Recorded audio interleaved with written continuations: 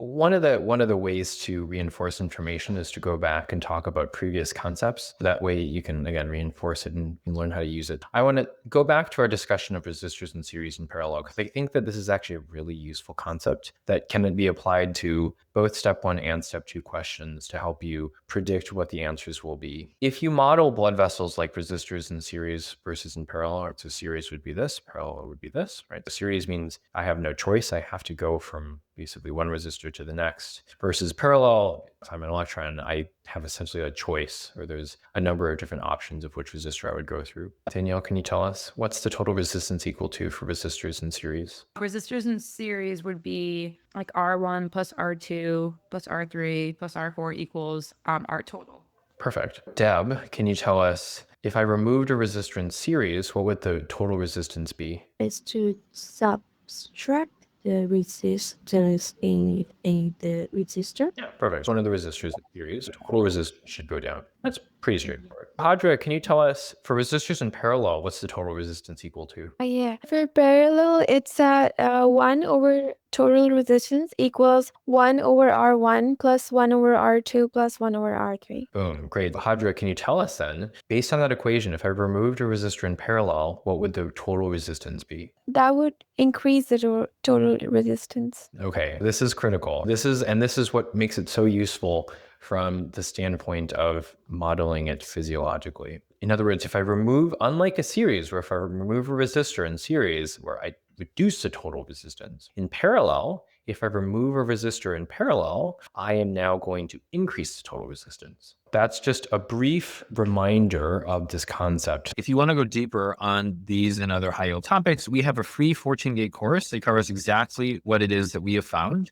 Helps students go from, in some cases, failing all the way to G60 plus. So be sure to click the link in the description to sign up. Now I want to actually go through some applications of this. Joyce, can you walk us through, and can you tell us what would be the afterload and the left ventricular cardiac output be relative to normal if someone had a PDA, and why? Patent ductus arteriosus is a abnormal pathway in between that of the left and right atrium. Is that correct? PDA is actually between the aorta and the pulmonic artery. It's between pulmonary artery and aortic. The cardiac output would be great. Okay, why? How about the afterload? The afterload would be less. Great, why? How would you model it? I don't care that you get the right answer. I care that you understand how to apply the concept. Yeah, that was a system 1 answer. Let's see. The cardiac output is...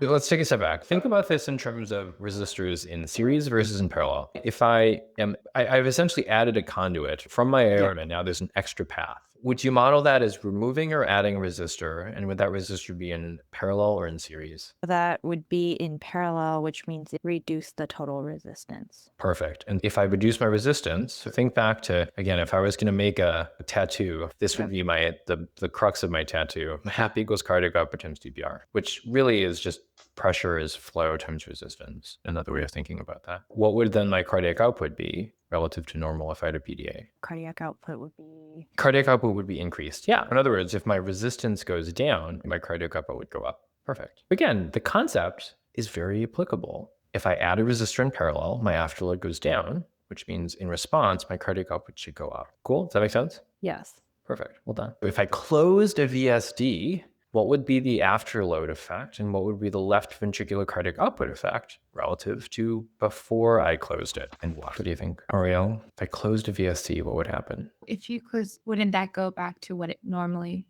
should be? Sure. Again, I don't care that you get the answer. I care that you use the concept. So the hardest thing to do early on is to train yourself to use the concept, because the natural tendency is to try to just like put Joyce into the beginning, like just say what you think is probably going to be the right answer.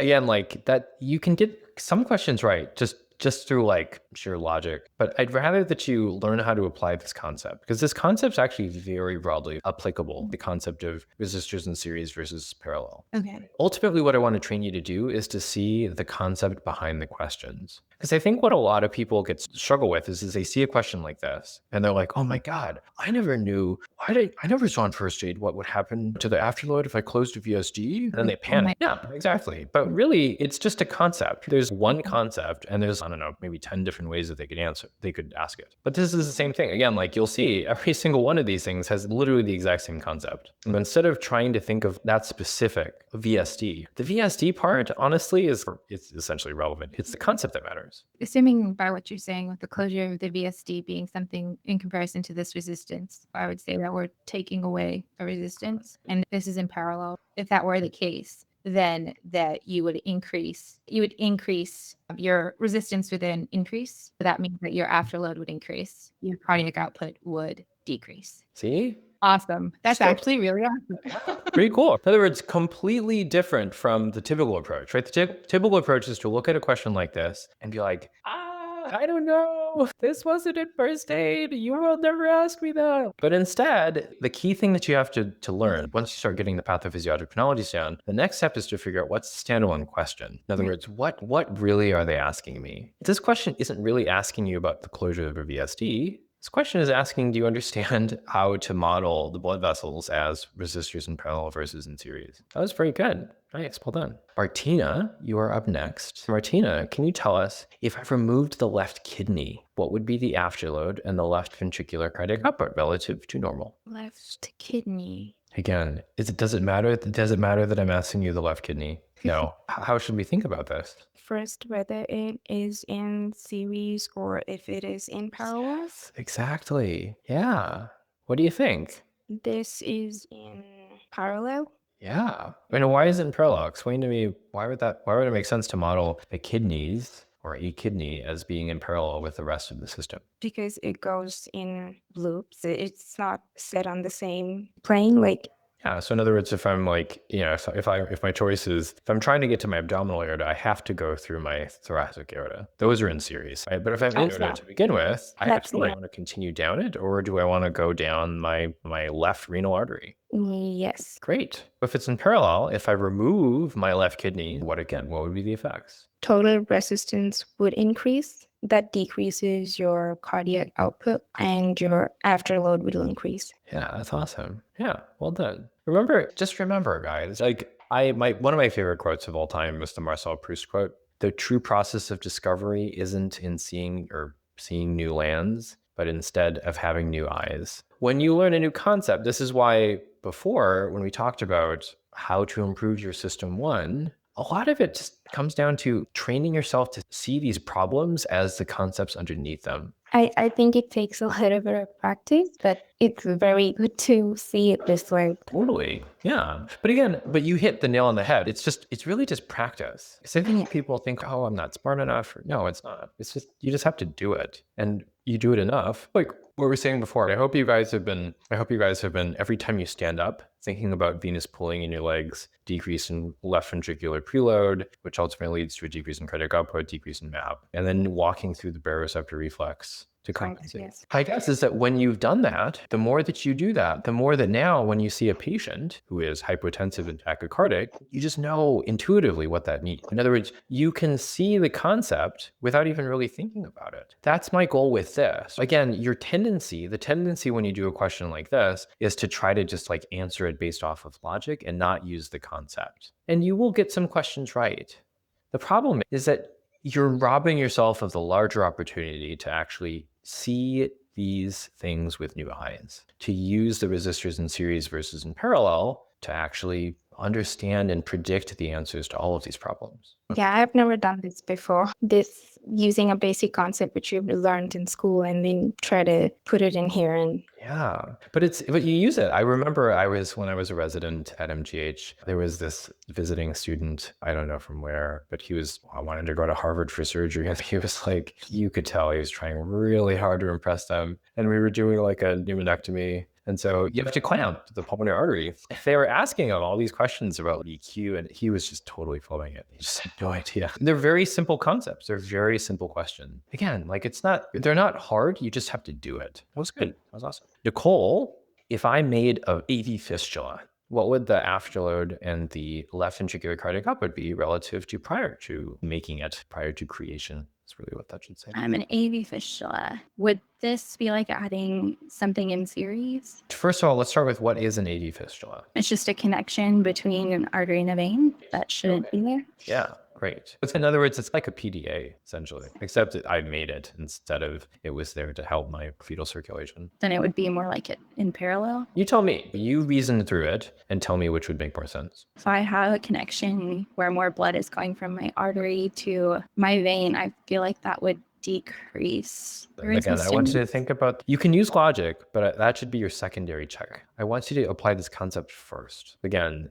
is this more like a series where I have literally no choice? I have to go through these resistors in sequence? Or is it more like parallel where there's going to be a branch point and I essentially have a choice of which direction I go as blood? I think it's going to be in parallel because you can go either through the artery, continue through the artery, or go through the fistula, correct? Yeah, exactly. Great. So in other words, am I adding or am I subtracting a resistor in series or in parallel? You're adding in parallel. Great. Now it should be relatively straightforward. What effect will I have in my afterload and my left ventricular cardiac output? If you're adding in parallel, then your resistance will decrease and your cardiac output is going to increase and your afterload is going to decrease. Perfect. Yeah, exactly. Resistance, afterload, essentially. They're Okay. technically different, but they're essentially the same thing. Like for our purposes, they're essentially the same thing. But yeah, that was awesome. That was great. Nice. Remember this concept. Again, now every time you like blood vessels, I want you to think about them as just resistors and think of them, are they in series? Are they in parallel? Because there's a lot of questions for which this has a lot of relevance. Like PE is probably the most obvious one. What's the systemic resistance if you take out a kidney? These are very real questions. What if I clamp the pulmonary artery in an emenectomy? These are real. They help a lot. Yeah, this concept, again, these are your new eyes with which I want you to see problems dealing with blood vessels. Now we're going to switch back to vignettes. Nitya, what I'm going to do, I'm going to mix this up a little bit. What I'm going to do is I'm going to have all of you guys read the vignette. And I want you to come up with the pathophysiologic chronology. I will choose one of you at random to go through the pathophysiologic chronology. All of you guys are eligible. Read through the vignette and tell me what the pathophysiologic chronology is. Can you walk us through the pathophysiologic chronology? Yes, so we have a 63-year-old man who comes to the physician because of fainting episodes. That's not a pathophysiologic chronology. I can tell you that from the start. Anytime you're just going in the order that they're telling you, because remember, like these vignettes are in the typical order of an H&P. The first sentence is the chief complaint. That's usually the end of your pathophysiologic chronology. What happened first? We have a healthy man who started to develop fainting episodes since 2 months. No, I don't think, let's give someone else a shot. I think that is, again, that's not, going sentence by sentence analysis is not a pathophysiologic chronology. Let's go with Hadra. Do you want to give it a shot? Yeah, I can try. Yeah, first we have to arrange the vignette according to what happened first. A 63-year-old man was born healthy, and then he had a poor lifestyle, and he acquired hypertension and diabetes, and which was poorly controlled. And then he develops, from the past 2 months, he has episodes of fainting and easy fatigability. And that fainting has been Yeah, but what's the pathophysiology, right? You have to tell me why. You can't just tell me the symptom.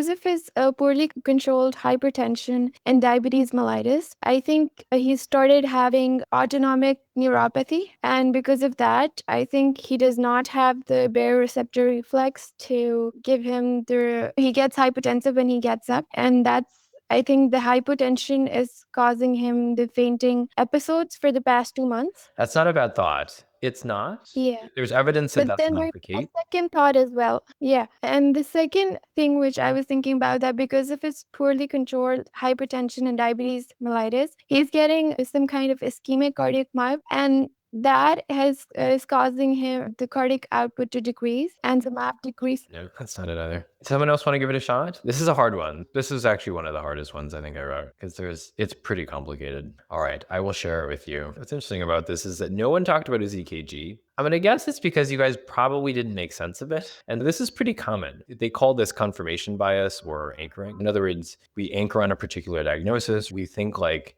or system 1 says, oh yeah, long-standing diabetes, certainly diabetes could give you syncopal episodes because of autonomic dysfunction. That makes total sense. And yeah, that makes total sense. The problem is that the EKG doesn't fit with that, nor does the EKG fit with the idea of ischemic cardiomyopathy, both of which could explain fainting episodes, both of which are very reasonable hypotheses. The problem is EKG doesn't fit with that. And so what ends up happening is that, we kind of like just completely gloss over the EKG. Again, you call that confirmation bias because you ignore the evidence that goes against what we're thinking, and we only look for the evidence that shows it. Yeah, the other thing is to think about what causes syncope. And again, because the key is why his ventricular rate is much lower than his atrial. The summary of the pathophysiologic chronology, because again, there is the question of how in detail would you do this during an actual timed question, like on your test, versus how would you do this if you had more time to think it through? If I was doing this on a test, this is what I would have thought. RCA, MI, the right coronary artery, supplies the AV node. In other words, if I have ischemia to my AV node, then guess what? I may not get conduction from the atria to my ventricles. That would cause ventricular bradycardia. And really, the ventricle is the one that sets your heart rate, your pulse. If that's really low, then my heart rate's going to fall, my cardiac output's going to fall, I'm going to be hypertensive, and that's going to lead to syncope. We'll go through in detail what this would be later. But again, if I was doing this quickly, once I've reviewed this pathophysiologic chronology again and again, this is all I would need to do on a test to check to see if that made sense. Let's start by talking about syncope. Priya, can you tell us what's the general or the usual general mechanism of syncope? Vasovagal syncope. That's a little bit too specific. What's the mechanism? What's the underlying cause? I think the blood pressure falls. Yeah, that's it. That's pretty much it. Yeah. Global hypoperfusion of the brain because of hypotension. Yeah. Technically, you can have hypoxemia. There are less common cause, but I'd say 95% of the time, syncope is going to be because of hypotension, some form of hypotension. Like vasovagal syncope is a hypotension because your vagal stimulus is too strong, you get really bradycardic, your cardiac output drops. As your cardiac output drops, your MAP drops, your perfusion pressure drops. And Pooja, what equation can you use to explain this? Why hypotension would cause syncope? I think is it MAP minus ICP? Equals what? The cerebral perfusion. Pressure. Very good. MAP minus ICP equals cerebral pressure. If my MAP goes down, my cerebral perfusion pressure goes down, my brain hyperperfusion goes down, I have syncope. Again, you want to make that your eyes though. You don't want it to be this thing where it's like digging into the deep recesses of your memory, trying to hopefully find it, right? You want to make this your eyes. When you see someone that's lightheaded, or if I stand up, right? Sometimes I get lightheaded, or my wife recently was like, oh,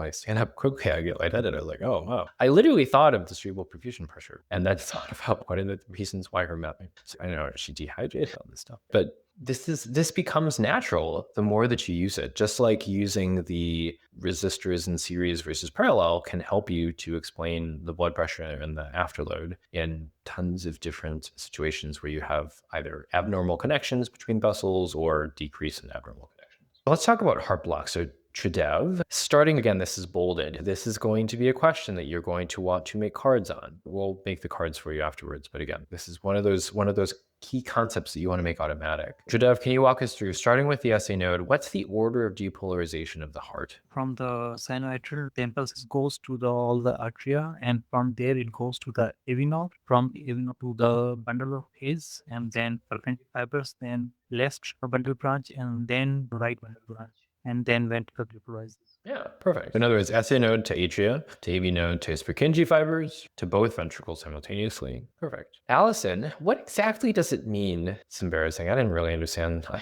didn't really make sense of this until I was like an intern. But what exactly does it mean when we say that there's a sinus rhythm? I think it means that there's a P wave before every QRS. That's how you determine that that's like a way to tell you that there is sinus rhythm. But what exactly does it mean? Because that was kind of what I memorized as a medical student. Oh, P. That's what we're told, and that's what I mean. Sinus. What does rhythm mean? I never thought about that as a medical student. Yeah.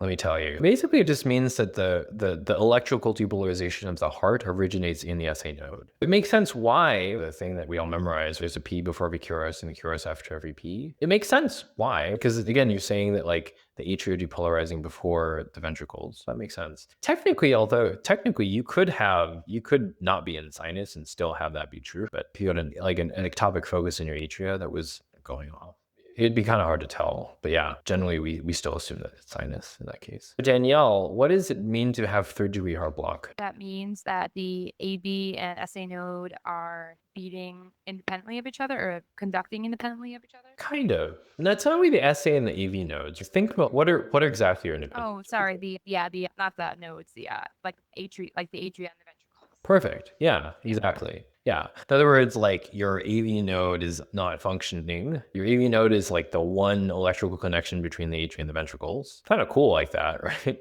You have this one sort of like bundle of electrical tissue that is the sole connection between the atria and the ventricles. And you slow it down. It's really slow through that AV node in order to allow time for the ventricles to fill after the atria is contracted. Cool. But basically, it also makes it like susceptible to damage or to problems. What happens in third degree block is that the atria and the ventricles are beating independently of each other. That's what was happening in the case of our guy in this vignette. The AV node doesn't conduct signals between the atria and the ventricles, and it's usually because of ischemia. Deb, can you basically what that means is that the AV node is out, right? The SC node is going, so that's beating the atria, and then basically the ventricles are then depolarizing, but they are independent of each other. And as we'll see, the ventricles beat at a much slower rate, which is problematic for your cardiac output. Your atrial heart rate is determined by the SA node, and the ventricular heart rate is going to be set by the ventricular intrinsic pacemakers, which are a lot slower. Deb, can you tell us, if I were to remove the SA node, would the heart stop beating? Why or why not? I guess the heart would not stop beating because there are still other firing points like AV node and even the Purkinje fibers or his Purkinje,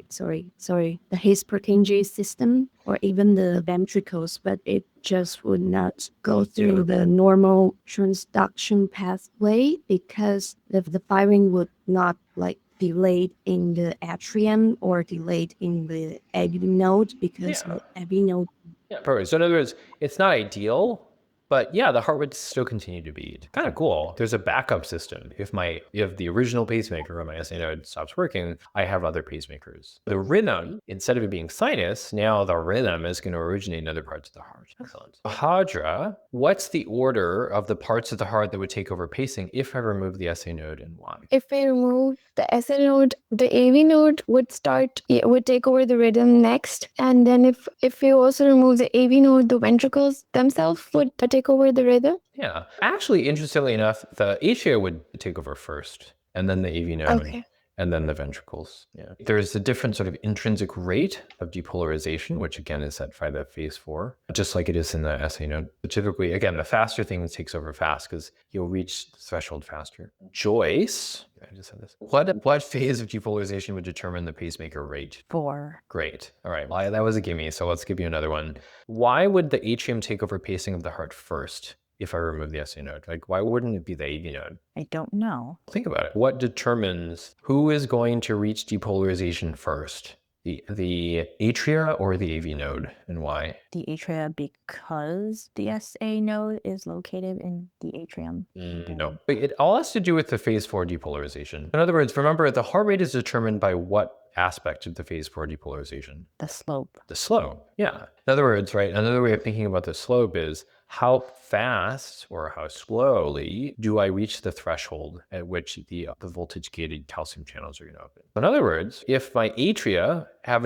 which has a faster intrinsic rate, my atria or my ventricles? The atria. Great. What does that mean about the slope of their phase 4 depolarization? Sharper, or it's faster than that of the ventricles. Perfect. Yeah, exactly. So in other words, what is going to determine the pacing of my heart? Is it going to be my atria first, or is it going to be my ventricle? So it would be the atria. Yeah, exactly. They have the fastest slope. The atria is the fastest slope of their phase 4 depolarization, which means they're going to reach depolarization threshold first, which means if they start their action potential first, they're going to depolarize the rest of the heart before the other pacemakers have had the chance to reach their own threshold. Does that make sense? Yes. Perfect. Luis, why is third degree heart blocks bad then? Because the ventricles are going to be, or the ventricle myocytes are going to be contracting independent of the atrium rhythm. Therefore, the patient is going to be bradycardic since the ventricles have the slowest slope phase 4 to reach the threshold. So the patient is going to be bradycardic and possibly symptomatic. Very good. Yeah, almost usually symptomatic. I don't want to say always. Good. Why are they beating independently? Because the AV node is not going to receive all the electrical stimulus from the atrium because of the dissociation between the atrium and the ventricles. And the block is basically in the AV node. The ventricles will be independent from the sinus rhythm. Perfect. Yeah, exactly. My guess is that a lot of you guys hadn't really thought about like I hadn't at your stage really thought about why is surgery heart blocks bad. Wasn't it until probably late med school, early residency where it really hit me. I was like, oh, you have ventricular bradycardia. Oh, that's going to be really bad for your cardiac output. But again, I want you to correct my mistakes. I want you to start thinking about these concepts sooner and applying them, using them as your eyes to see literally the same landscapes, but in a new way. That's the key to getting these questions, is to be able to recognize the concepts behind them. That's true for step 1 questions. That's true for shelf questions. That's true for step 2 questions. Luis, that was awesome. That was great. The ventricular intrinsic rate of polarization is super slow. Yeah, exactly. Because your heart rate, and that's basically determining your heart rate. That's awesome. Great. Marielle, what is the pulse of this person? If you were to feel their pulse, what would it feel like and why? It looks erratic. Yeah, what are we looking at? This is something they could share in your test. Particularly subject, but even step 1. Can someone walk us through? What are we looking at? Yeah, what are we looking at? First time I saw this, I was like, what? And then when someone points it out, you're like, oh yeah, you want to give it a shot? Yeah, can I ask you? You are asking about the heart rate? The pulse. I'm asking for the pulse. I'm not sure that I'm saying is right or wrong, but I'll try. Basically, I think we try to determine the RR intervals, like between how many blocks it comes. Yeah. And then from then, if there are almost there are 7 blocks are coming between them, we'll divide 300 by 7 and we'll get 42 something. Perfect. Yeah. In other words, super low. Let me point out the key elements of this, because again, it's like one of those like magic eye puzzles. Like once you see it, you're like, you can't unsee it. But until you see it, you're like, what the heck is this? These are the P waves. This is a P wave. This is a P wave. This is a P wave. You can see there should be a P wave here, right? You see it's basically a P that's buried underneath a T. It looks funny, but this should be a P wave. This is a P wave. There's presumably a P wave here. The QRS looks a little more funky. This sort of lip is probably the part of where the P wave is. P wave, P wave, P wave, P wave, P wave, P wave, P wave. Now, in other words, the P wave intervals, if we think about this, as Jadev was saying, as 300 divided by the number of big boxes, it's 1 big box to 3 big boxes, maybe around 100. 1, 2, 3, yeah. Pretty fast atrial rhythm. But if you look at the QRS intervals, this is QRS, this is QRS, this is QRS, this is QRS, this is QRS, this is QRS. This is third degree heart block, because you can see the atria are the P waves are progressing, or I guess here. That has its own intrinsic rate, and the QRSs have their own intrinsic rate. Pretty cool. Yeah, you can do 300 divided by the big boxes, but yeah, the atrial rate's about 100. There's about 7 boxes between QRSs and ventricular rates, which again fits. The atrial rate's a little high. Presumably that's because this patient's probably hypotensive. Their sympathetic tone's probably very high. I wouldn't be surprised if they were essentially tachycardic, right? They have atrial tachycardia, but their ventricle's not. Makes sense why the atrial rate would be that high. Cool. Does that make sense to you guys? Interestingly, I actually had a student once who had third degree heart block. I was like, no, that's no way. You're like, where's your pacemaker? But apparently she didn't have it. She's like the first person I've ever met who has third degree heart block that did not have a pacemaker. Because typically the treatment for a third degree heart block, or even Mobitz to second degree heart block, is to have a pacemaker. Because again, you will become if your heart rate suddenly dropped to the 40s and you couldn't augment it, like when you stand up or any other time that you would need to augment your cardiac output, that's going to be a problem. Thanks. Martina, why are the atrial and ventricular rates different in third degree heart block?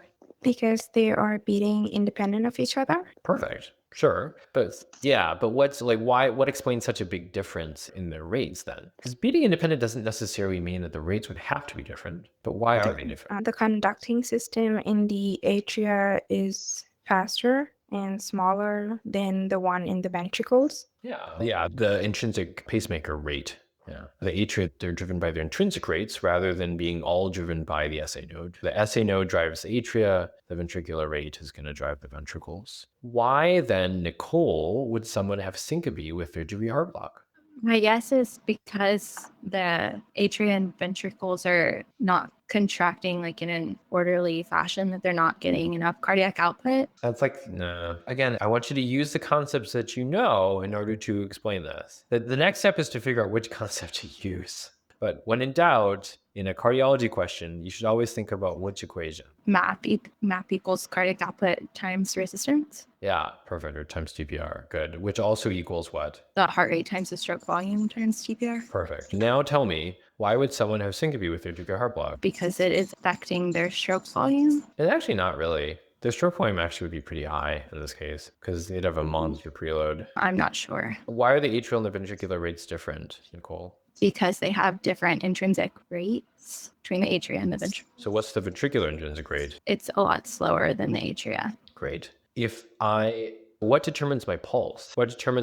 So in that equation, MAP is cardiac output times TPR, which equals heart rate times stroke volume times CPR. What actually is determining that heart rate? Which rate are we talking about? The ventricles. Yeah, the ventricular rate. Now, tell me, why would someone have syncope with third degree heart block? Because they are relying on their ventricular rate, which is a lot slower. I'm not sure. You're right. So what? They're just not getting enough beats per minute. It's reducing their overall cardiac output. You're asking it as a question. I get the impression that you're not thinking about MAP equals cardiac output and CPR every time you stand up. You have not made this a part of your thinking. This is just like something that you're recalling when asked on a test. Okay. You can do this, but I want you to tell it to me as an answer, not as a question. I think that because they're relying on their intrinsic ventricular rate, their heart or their ventricles are beating at a slower pace, and there is less beats per minute and less cardiac output. Which leads to what? A decrease in MAP because they're not getting enough blood to the brain. There's cerebral perfusion. Yeah, the cerebral perfusion pressure equals MAP minus ICP. And when the MAP decreases, the cerebral perfusion pressure also decreases. Boom. That was good. Thank you. Again, I want you to think about this in terms of, I want you to use this as a way to see the world.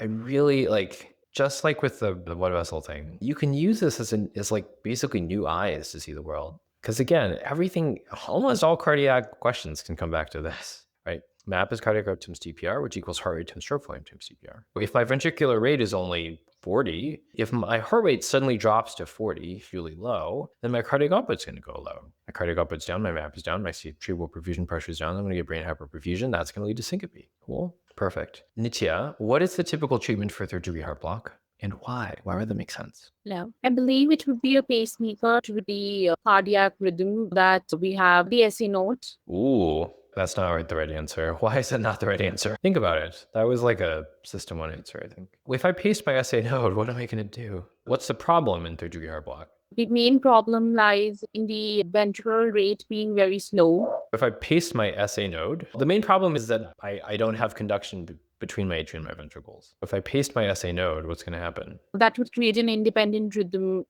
which would be independent of the ventricular rhythm. So I think that would be wrong. I understand that. Should be pacing the ventricular rhythm now. What does that mean to paste the ventricular rhythm? Since we do not have any AV nodal conduction pathway, the main pacemaker of the heart at the present moment would be the ventricles. If we put a pacemaker at the level of the ventricles, it would perhaps increase the ventricular rate. Yeah, exactly. It's just a terminology. You wouldn't say that you would paste the ventricular rhythm. It just doesn't. I don't think that makes sense. You say you'd paste the ventricles. But yeah, that's right.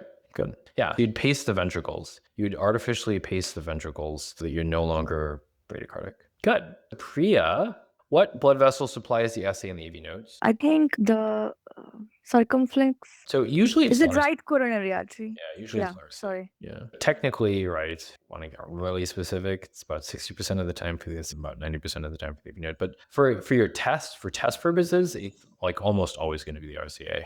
It's a pretty common thing. Pooja, what are the inferior leads of an EKG? 2, 3, and AVF. Boom. Yeah, 2, 3 AVF. Good. Sebastian, what artery feeds the inferior part of the heart And what artery does this at least typically arise from? The inferior part of the heart is going to be perfused by the posterior interventricular artery, and which a continuation of the right coronary artery. In what kinds of people? In the right dominant. Technically, it's only right dominant people. Yeah. The posterior descending, or as you called it, the posterior interventricular artery, is a branch of the RCA, at least in right dominant individuals. Good. But then again, I'm telling you the classic case because this is pretty common to see. In a STEMI, an ST elevation MI involving leads 2, 3, and AVF, why might a patient have sinus bradycardia? Why would that make sense? Right coronary artery is blocked, that's why, and because it's also supplying SA node. Mm-hmm. So if SA node will not function properly, then it will be sinus bradycardia. Boom. Yeah, exactly. This is one of the really tricky questions that they'll give you sometimes on step 1 or step 2. And honestly, this is the kind of thing that you have to be aware of in clinical practice too. Whenever you see an inferior MI, you have to have your antennae go up and think, oh man, there may be a problem with some of the nodes, either the SA or the AV node. And yeah, you can get inappropriate bradycardia. This is a very real thing. Yeah. The inferior wall, remember, is fed by the posterior descending artery, which in right dominant patients arises from the right coronary. If I have an RCA thrombus, not only will I have an inferior MI, because if I'm right dominant, it'll affect my posterior descending artery, which feeds my inferior wall, but I can also get SA node ischemia, which can give me sinus bradycardia, dysfunction of my SA node. Awesome. Well done. Again, you'll notice this is bolded because, again, I want you to be able to learn to make these connections. The way to do it is to practice it when you're not in a test, when there's not time pressure, so that when you see it in a test, and then make a pathophysiologic chronology, start to see it in context. And then ultimately, when you're in your test, when you see, oh, inferior MI, someone has bradycardia, you can intuitively know what the connection is, as opposed to what most people do, which is see that, completely gloss over it, and then miss a large part of the question. Let's go back to Danielle. Danielle, would a lateral wall or an inferior infarct be more likely to be associated with third-degree heart block, and why? I would think an inferior infarct because we just said that since the right coronary artery supplies the SA node and AV node, but you would have the bradycardia of the third-degree block. Since the right coronary artery is supplying the SA node and AV node, then an inferior wall MI is usually a blockage of the right coronary artery that would cause the disconnect and the electrical impulse to the ventricles at the SA node and AV node. Yeah, the idea is that the RCA thrombus, assuming it's a right dominant individual, the RCA would give rise to the posterior interventricular, which would feed the inferior wall, but it also gives rise to branches that supply the AV node. So if the AV node gets ischemic, you can get third-degree heart block. Good. Deb, if I see ischemia in 2C and AVF, what should I be concerned for? What kind of complications should I be concerned for? Again, you'll notice all these are bolded because, again, these are things that show up a lot in vignettes. I really want you to make cards on these. Deb, what do you think? Ischemia in the inferior leads, which means that the posterior descending artery ischemia. The most concerned things would be the AV node, nodal dysfunction, which would lead to bradycardia or heart block. Yeah, and in the heart blocks, the third-degree heart block would be the most serious ones, I guess. Yeah, essentially, again, the RCA gives rise to both to the posterior descending artery, but also supplies usually supplies the SA and the AV nodes. You can be concerned for right ventricular failure, which will give you isolated heart failure. It will give you SA node ischemia, which can give you sinus bradycardia, and it will give you AV node ischemia, which will give you third-degree heart block. Yeah. Pooja just says she had a question on this. Can you share the question, or what was the context? Oh, yeah, it was something with the guy coming in and they gave the EKG and he basically passed away. The question was, which of the following complications of an MI would also contribute to this patient's death? And they gave some microscopic examination results. And one of them was also papillary muscle rupture, was cancer. And the patient had an MI, an inferior MI basically. And these were the things that an inferior MI most likely predisposes to or something. I see. Yeah, it's pretty common. I gotta say, that using 2-3 and AVF as a proxy for an RCA infarct is super common.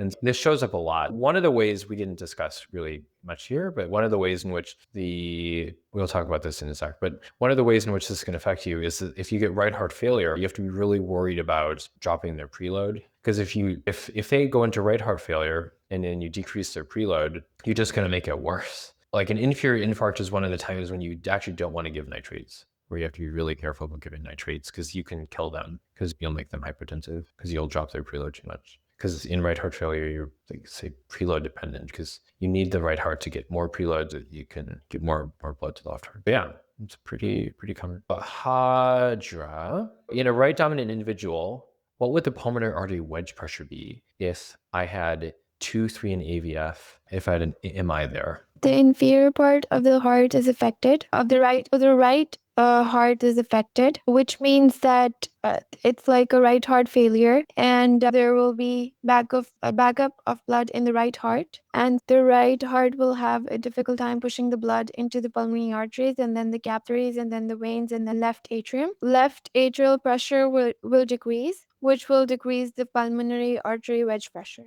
Boom. Yeah, exactly. Well done. Yeah, your wedge pressure's down. And the reason is because if you have a right-sided MI, you'll have right heart. You can have failure. Your pulmonary flow is going to be down. Your left atrial pressure is going to be down, which means your wedge pressure is going to be down. Nice. Well done. Now we're going to come back to the question. Again, we just went through the trouble of going through and explaining every single line basically in this question and why it makes sense. It takes a while. You'll notice that it takes a while to do this. However, now that we've done it, I want you to read the question again, and I want you to tell me, what is the pathophysiologic renology? How can you make sense of this? I want you to take a little bit of time, and then I will call on someone at random, or you can volunteer. Martina? This 63-year-old man was born normal, and he developed some sort of dietary and lifestyle changes which were not good for him, and he developed hypertension, and which he did not control, was not taking his medication as such,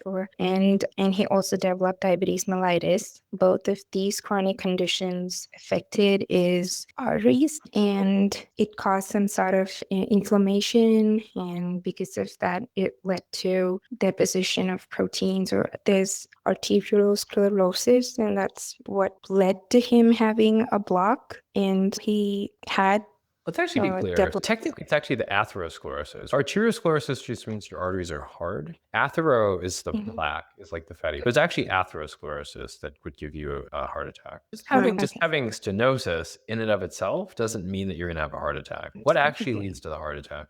It's the atherosclerosis. That's basically when he develops fatty streaks at a very young age, and that leads to deposition of It feels like you memorized it. cholesterol. What exactly is the cause of the MI? What's different about an MI versus just before the MI? The rupture of a plaque. Very clear. Rupture of a plaque. The plaque ruptures, which causes what? Dislodgement of it causes the thrombus. Exactly, right? So the fatty material has like tissue factor and other stuff in it, but essentially causes a big clot, a big thrombus. Great. Which causes what in this case? It causes a block. A movement of the thrombus causes a block, becomes like an emboli and causes a block. Again, it's not really an emboli. I used to think that. I used to think, oh, there's like a plaque rupture, and it's not. Doesn't really. I think it's actually mainly like in situ. It's right where there's a clot. I used to think there was like, oh yeah, maybe it's like some rupture somewhere, and it like goes. Maybe that happens a little bit, but really, it's just it ruptures, and then boom, immediately there's like a clot. It's like the rupture leads to an inflammatory process response, or no, it's not. It's not inflammation. It's just clot formation. Yeah. Because of that, he develops fainting episodes because there's decreased perfusion to that area of his heart because of the thrombus and the clot. Here, it is the right side. Which causes what? Which causes him to have a decrease or a change in the R wave rate. Why? Because the ventricular rates are decreased. But why? Because the AV node is not functioning. Why? Because there's a block in the supply to the AV node. Good. Because why? I'm asking this because this is the level of detail that I want you to think about this at. No, I really appreciate it because I miss out all of this. It's because the right coronary artery gets blocked. Yes. You had atherosclerosis in the right coronary. There was a plaque there. The plaque ruptured, which caused a thrombus. That thrombus caused ischemia to, you said, the AV node, which causes what? decrease in the ventricular heart rate, the conduction. But why? I mean, like, describe, what does that mean? So, like, what condition are we talking about here, though? Syndrome, right? Third degree heart block. Just got third degree heart block, which leads to what? He has a decrease in his blood pressure. Why? Again, that was really good. That was really hard to do, really hard to do. What I want you to work on, though, is I want you to, you mentioned, Martina, earlier that it's really hard to make these like really small detailed connections. I want you to go through these vignettes and I want you to look at all of these connections. You can use them. I've already made them for you. And same thing with the mentors. They've given you these connections. They've made them for you. And I want you to make more of these concepts automatic. Because I get the sense that it's what I did, honestly. Like I memorized, fatty streaks are the first thing that you see. And there's this inflammatory process and there's macrophages, and muscle cells, and like blah, blah, blah. And I could drone on, but there was like no real understanding behind it on my end. When I listen to you talk about some of these things, I get that sense that you've memorized the words, but you don't really understand the concept behind them. The approach I want you to take, and this is true for all of you guys, is I want you to slow down and I want you to actually learn the concepts to the level that you can see the world with them. Use them as your new eyes to see the world. Because that was pretty good, but I think that the more that you do that, the faster you'll see these connections. Danielle, I want you to walk us through the end. Martina got us really far. Doesn't take good care of his body, develops diabetes, hypertension, atherosclerosis of the RCA, leads to a plaque that ultimately ruptures, that leads to a thrombus. Actually, let's do Joyce. Actually, I want you to tell us. So that leads to a thrombus in the RCA. Now, tell us, why does he have syncopal episodes? The thrombus causes a decrease of blood supply to the right ventricle. Then you're decreasing stroke volume, which means you're decreasing cardiac output, which means you're decreasing. That works, except that that's not what the EKG shows us. I mean, that could explain it, right? Yeah. Again, we're going to try and move past the confirmation bias and try to evaluate all evidence and see does it fit with our ideas. The RCA also supplies blood to the AV node, and with the thrombus in the right coronary artery, you have ischemia in the AV node, which means then the heart uses the ventricular pace, which slows. And because of the ischemia to the AV node, the SA node and the AV node have independent rates. So the atria and the ventricles have independent rates. So why would it be syncopal and be? Right. The ventricular pace is slow. It's 20 to 40 beats per minute. And because the heart rate is slow, that means your cardiac output is low, which means your mean arterial pressure is low. And that results in decreased cerebral perfusion pressure. Boom. Perfect. I can tell that you've made the last part pretty automatic, because that just flowed off your tongue. You're like, low, cardiac output low, map low, cerebral perfusion pressure. In other words, hopefully you've been practicing that, right? When you stand up, at least some of the time, hopefully, when you're on your psych rotations, you're thinking about cardiac physiology. Yeah, definitely, yeah. Yeah. Hopefully. I can tell you're at least doing it some of the time. But I can also tell that this other stuff is new. You're like, yeah, something about the rates are different and the assay and the ventricle and right. In other words, now the key is to bring the new concepts up to snuff with the old ones. That's pretty good. That's pretty good. Does someone want to see if they can do that or do it faster? Walk us through. Right, give us try and predict what tell us what the summary statement is going to be. Just a summary of the overall pathophysiologic chronology. Yeah. If this were a timed test, if this were like your real test, how quickly and how the big picture stuff, how could you do it? I would just say that with his hypertension and diabetes, it's poorly controlled. That predisposed him to cardiovascular disease. He developed an atherosclerotic plaque that ruptured, which developed into a thrombus in the RCA, and that decreased the blood flow to his AV nodes, or his AV node, and then he developed third-degree heart block, which resulted in the heart relying on the intrinsic ventricular pace, which decreased heart rate, decreased his blood pressure, and then decreased his cerebral perfusion pressure. That's pretty good. That's maybe a little bit more than I would have given in my summary, but that was pretty, it was still pretty fast. If I had given it, I probably would have said something like, honestly, I probably would have said RCA infarct, AV node ischemia, third-degree heart block, symptomatic bradycardia. You can tell I skipped a lot of steps, but because I've already gone through those steps in my head, I know that if I needed to, I could fill in the gaps. But again, in a time setting, you have to be practical. You can't sit there and, as much as I would love for every single time on your tests for you guys to go through heart rate is low, cardiac output's low, MAP is low. I recognize that you won't be able to do that for literally every single question. if you're doing an Anki card, you better believe that you should do that. But that was actually really good. I'm impressed. Yeah. I want to ask you, let's wrap up. I don't think we have time to do any more questions, but we can certainly wrap up. My goal with this is to show you what happens when you, A, master the concepts behind it, that you can start to see those concepts a little bit more automatically. And B, what happens when you make a pathophysiological chronology, that when you see the question the second time or the third time or the fourth time, once you've made a card and you've repeated this a number of times, that it starts to just become more automatic. You start to see it, and it's like those like magic eye puzzles. You can't not see it. I don't know, Nicole, what was your impression? Because that was pretty good, actually.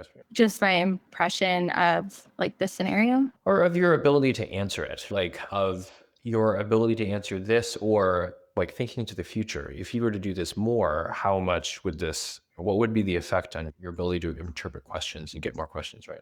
I definitely, obviously, it would help a lot more. I haven't really understood like the progression of atherosclerosis to essentially something like syncope as well as I do now. It was hard for me to make the connections at first, but once I made them, it seemed like it was pretty easy to see the whole picture of what was going on.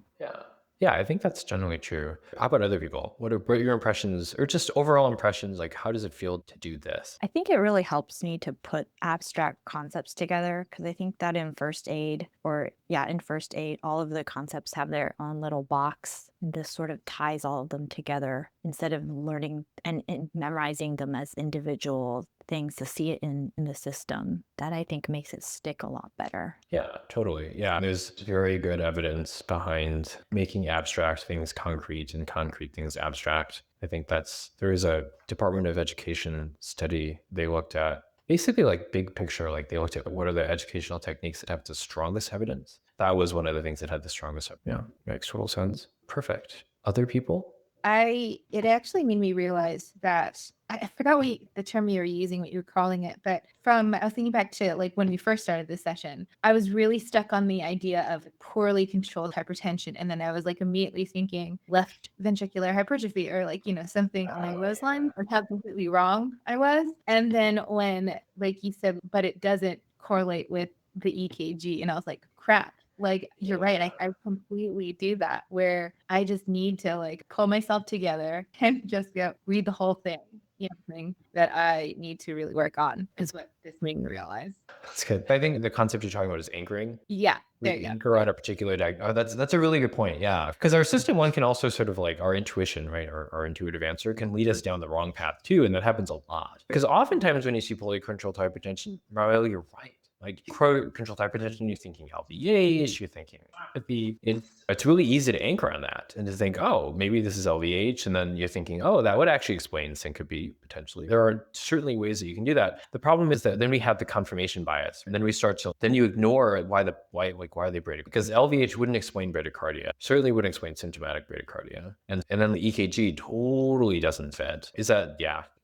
It's really common. That's one of the things that I like about the pathophysiological chronology, is because it forces you to make sense of all the sentences, and it helps you because then you're stuck trying to explain what like the EKG, like, oh, I can't do that. It becomes a lot more clear like when we're about to go down the wrong path or not, before we get to the end of the path and we realize, oh man, I have no idea what's going on. Other impressions? Hajra, how about you? Yeah. When I was going through the question, I realized that I completely ignored the EKG, and I was just thinking about the rest of the scenario. I think if we keep on repeating these scenarios, similar scenarios on the test are going to look familiar, and I think we'll do better. Yeah, totally. Yeah, because it's kind of in fairness, I set you up for this. In the past, I gave you literally like I think our first vignette was one where it was a guy with longstanding diabetes that had orthostatic, and it makes sense. You're like, yeah, it makes sense that you would latch onto that. The problem is that you have to have the flexibility to recognize when the scenarios vary. And I agree. I think if the more scenarios, my goal with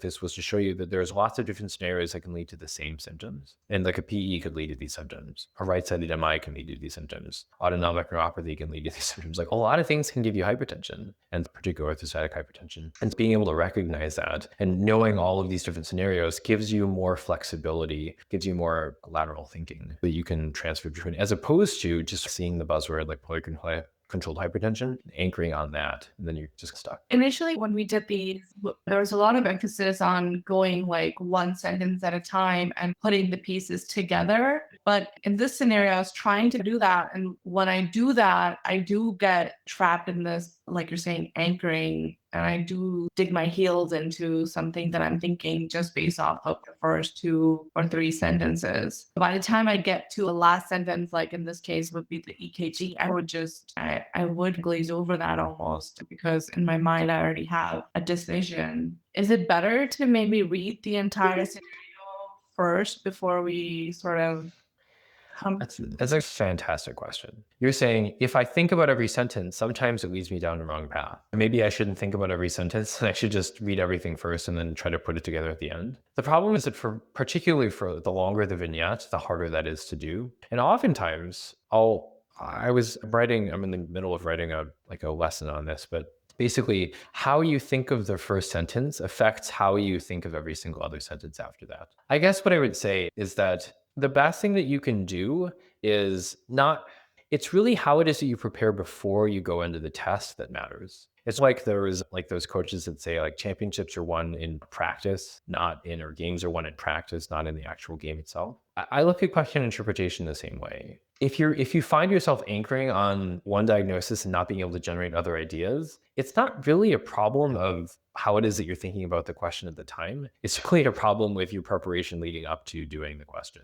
In other words, the more pathophysiologic chronologies that you've generated, the more flexible your thinking will be. Where you are right now, I actually don't like doing sentence by sentence analysis, not doing sentence by sentence analysis. I think it matters much less than making sure that you can generate a clear pathophysiologic chronology where you can connect all the details. Because if you can do the latter, in other words, if you can generate the pathophysiologic chronology, it will be a lot easier to analyze the question the next time you see a similar question. Pooja, what are your thoughts? I mean, like you just said, how you read the first sentence will affect how you read your second sentence and third sentence and, so on and so forth.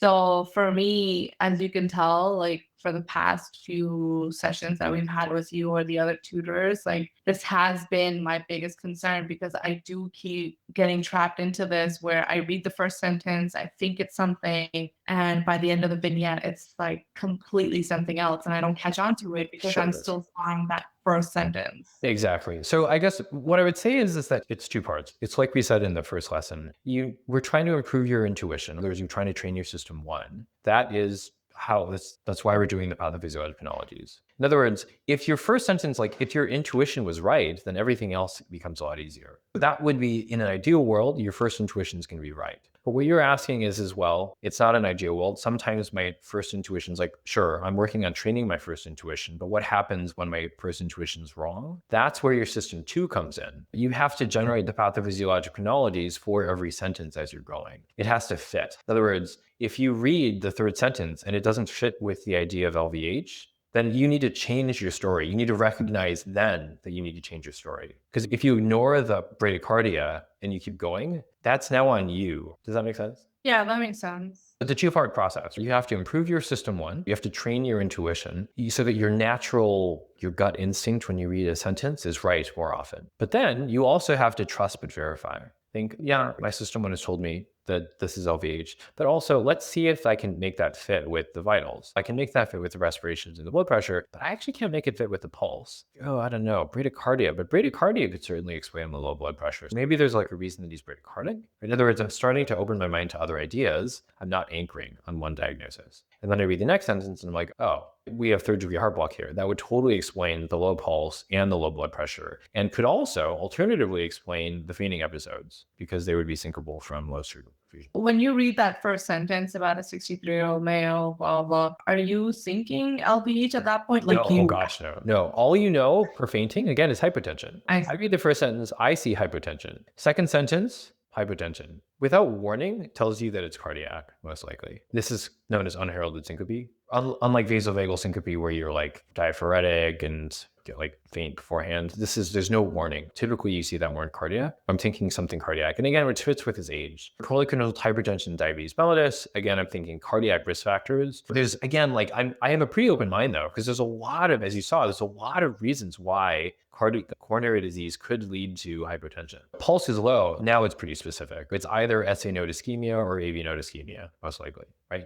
But in other words, I didn't anchor here. Part of this is learning to not anchor early on or to see a buzzword until I think something. But it's hard to do. I would say the easiest, the most straightforward thing to do at your stage is to make good pathophysiologic chronologies, because it'll give you more options. Because the difference when I read a question and I think when you're reading a question is that I have like, probably I could generate 5 or 6 ideas pretty quickly of how diabetes, hypertension could lead to syncope and exertional dyspnea or easy fatigability, right? Whereas because you don't have the pathophysiologic chronologic knowledge, it's a lot harder for you to generate them on the spot. You're kind of stuck, right? You go with the one thing that you're like, I know LVH, this must be LVH, or oh, I know autonomic neuropathy, this must be autonomic neuropathy. The difference is that I have many more pathophysiologic chronologies at my fingertips, so to speak. I just have more, just more experience.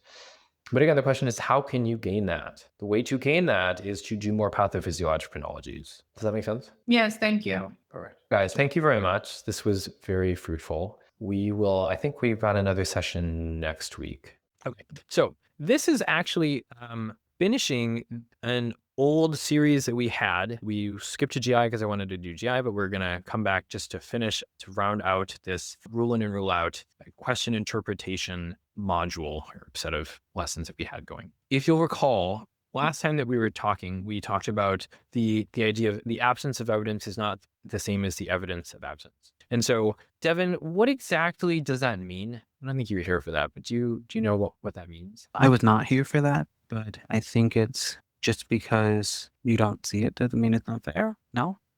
Yeah, exactly. So you were talking about QI earlier, right? And you're like, I don't understand. I was really expecting to see, you didn't say this exactly, but oftentimes people will say, I was really expecting to see blank. If it's going to be a subarachnoid hemorrhage, I would totally expect that they would have the worst headache of their life. And the fact that they don't say that it's the worst headache of their life must mean that it's not a subarachnoid. So in other words, the evidence of absence, the absence of evidence, the absence of having the worst headache of your life must mean that this could not be a subarachnoid.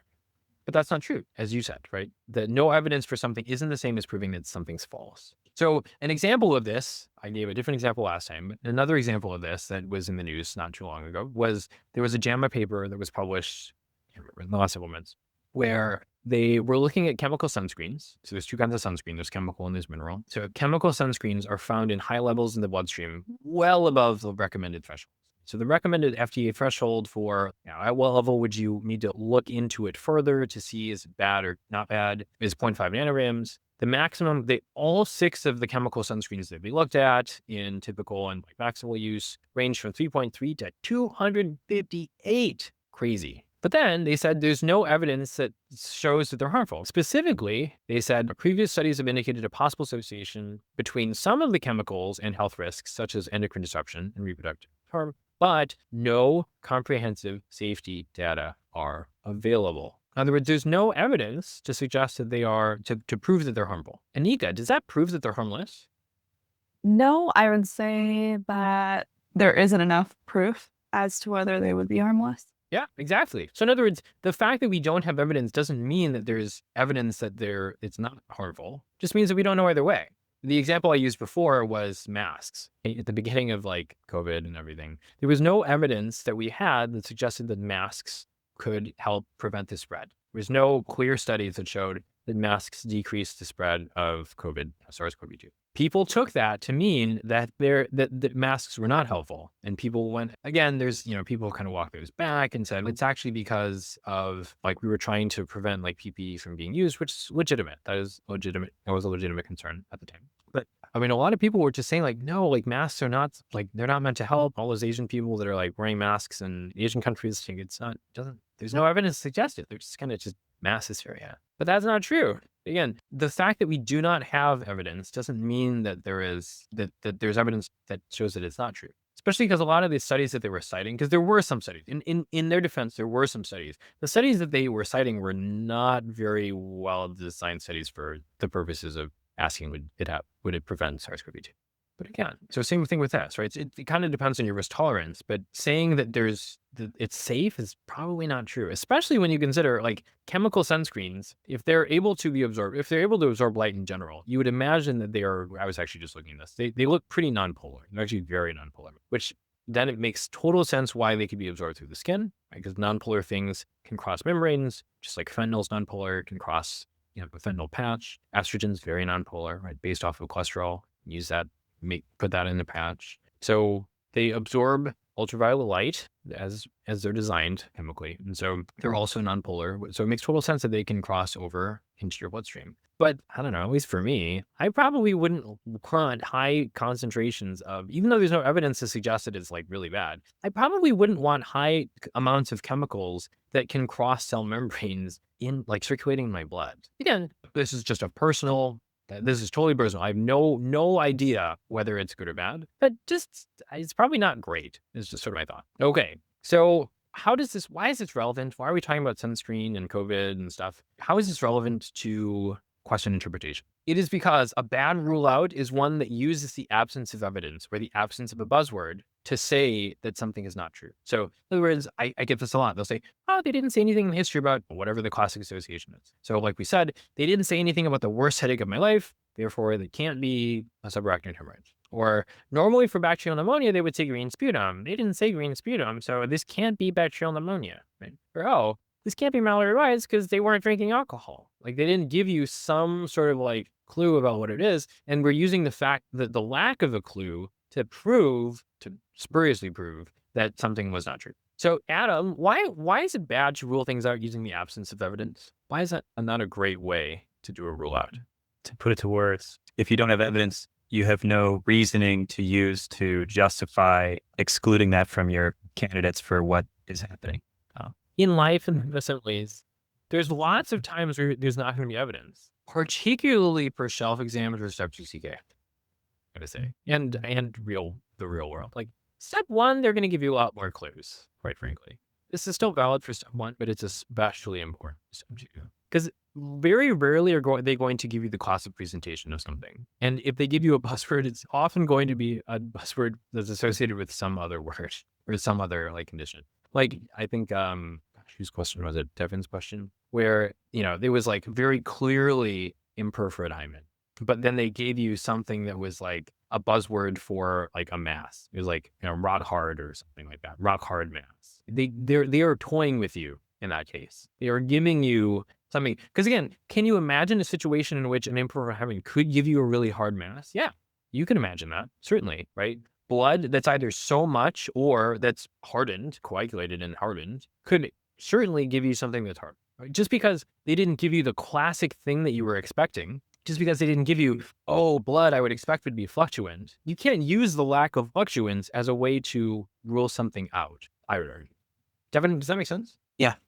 Okay, I'm with you. All right. So again, a lot of you guys weren't here for this lecture, so I'm going to give you the concepts, the key concepts, because a lot of this is to deal with different kinds of incontinence. So I'm just going to do a brief review or recap of the different kinds of incontinence so that everyone's on the same page. This is also valuable.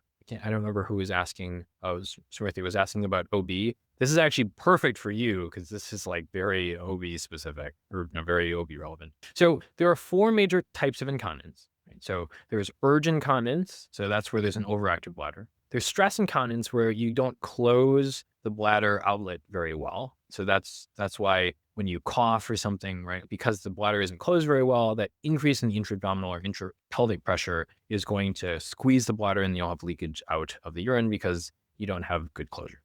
Overflow incontinence is where the bladder doesn't contract well or it's blocked. And so the bladder gets so full that now, again, if you cough or run or jog or something like that, you can have urine that leaks out. Then functional incontinence is where it's not really a problem of the bladder or the urination mechanism. It's that you have some other problem with like your health. So like if you have heart failure and you're a class 4 heart failure and you literally cannot move without feeling short of breath, and you are so short of breath that you can't even get to the bathroom, that would be functional incontinence, right? It's not a problem with your bladder. It's not a problem with the nerves, the anatomy. It's just you can't make it to the toilet. So generally speaking, you can model neuronal micturition control as upper motor neuron versus lower motor neuron. This was like a game-changing way of thinking about peeing for me, because this was never how it was explained, but it explains a ton. You have two micturition centers, right? You've got one in the pons and then one in the sacrum. So the pontine one is basically your upper motor neuron, and the sacral one is basically lower motor neuron. And the way this is useful is because if you damage your upper motor neuron, you get rid of that inhibitory signaling. Now you can have an overactive bladder because you lose the inhibitory signaling. And so you will get urge incontinence, right? Where you have the overactive bladder with anything that's upper motor neuron. For lower motor neuron injury, right? So sacrum or the nerves that come from the sacrum, you will have overflow incontinence. Because again, it's basically like having lower motor neuron. You basically have flaccid paralysis versus in the upper motor neuron case, you have like a spastic paralysis. Urinary retention after birth is common. The causes aren't entirely clear. So again, there's a full lesson on this. I highly recommend that you search for this. It's one of the later renal lectures, but this would be really, really relevant for OB. And so no one knows exactly why. There's probably a combination of causes. One is that you would have like a nerve palsy. So if the pelvic nerve is what goes to the bladder, so there's probably some stretching of the pelvic nerve, maybe a pudendal nerve problem, so that you would have problems with the external urethral sphincter contraction. Or sometimes, right, in the case that we talked about in the lesson, it was actually epidural anesthesia was probably part of it, where you have now inserted an epidural catheter, you've got local anesthetic that's bathing the nerves, and so that now you have increased function of the pelvic nerve. So when you have that urinary retention, that can lead to overflow incontinence. Okay, so yes. Hey, Smriti just said, I had a UWOD question on urinary incontinence on OB this morning. This is perfect. Great. I'm glad. Yeah, it's again, another good example of why understanding the body will help you with the specific organ systems. Like it shows up probably more in OB than others, but I mean, incontinence is something that you will see everywhere. But having a general way of approaching incontinence is better than just knowing about like the specifics of OB, I would argue, certainly for the incontinence questions. Okay, so let's go to Elisa. Okay, so a 60-year-old woman has 5 months of urinary dribbling. So she loses small amounts of urine when she coughs, sneezes, or laughs. So what are you thinking in terms of what problem this is? She has a weak pelvic floor. So you're thinking maybe stress incontinence? Post-void residual volume is 500. What do you think about that? I'm not sure. Smriti, what do you think? We're going to put you on the spot.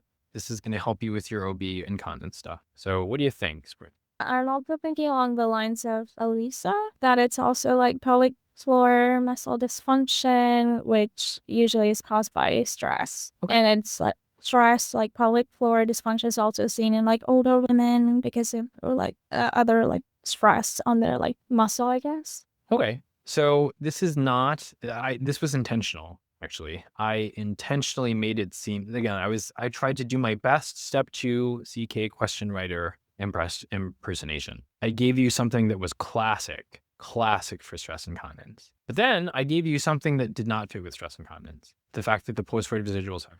Carol, what do you think? What do you think this is? Yeah, so the post-void residual to me goes with an overflow incontinence, and if she's dribbling with coughing, sneezing, and laughing, that to me just sounds like it's the overflow from like spillage. Perfect. As opposed to a stress incontinence. Yeah, perfect, exactly. So in other words, there's a couple ways that you can, if you laugh and put pressure on your bladder, or sneeze and put pressure on your bladder, and urine leaks out. It could be because your pelvic floor is weak, which is what that's the classic association. This is why I put that in there. Loses small amounts of urine when she coughs, sneezes, or laughs. So intra-abdominal pressure increases because the pelvic floor is weak. You can't close off you don't have that extra sort of support of the external urethral sphincter. You can't close off the bladder outlet very well. However, you can also have the exact same thing with overflow incontinence, right? If your bladder is so full that every time that you cough or sneeze or laugh, that you increase the pressure on your bladder, right? If it's already so full, then the added pressure from laughing or coughing or sneezing can be enough to force urine out from the bladder. Great. Okay, so Marlene, okay, so we established the diagnosis, right? I tricked you guys just like the step 2 CK question writers are going to try to trick you. This is why you have to read slowly, right? This is why you cannot rely on buzzwords, especially for step 2. especially for step 2. So Marlene, can you tell me what would be the standalone question here? Which is the most common cause for overflow incontinence? Boom. I love it. Yeah. Moise, what would be a bad rule out for A? I'm not sure. Would it be? Remember, the theme of this is the absence of evidence is not the evidence of absence. Right. I'm not sure what would it be. Should be like, oh, they didn't tell us anything about diabetes. Okay. Yeah. Like, I didn't mention diabetes, so it can't be A. Have you guys done this? Have you guys? I'm sure that you have. Everyone, we've all done this. You're like, oh, well, they didn't do like A1C, or they didn't give me some sort of classic thing about diabetes. I do that. Yeah, that makes sense. Monica, what do you think? What would be a bad rule out? Well, I guess a bad rule out would be, well, they didn't tell us that she underwent any trauma or anything to cause a neurogenic bladder. Totally.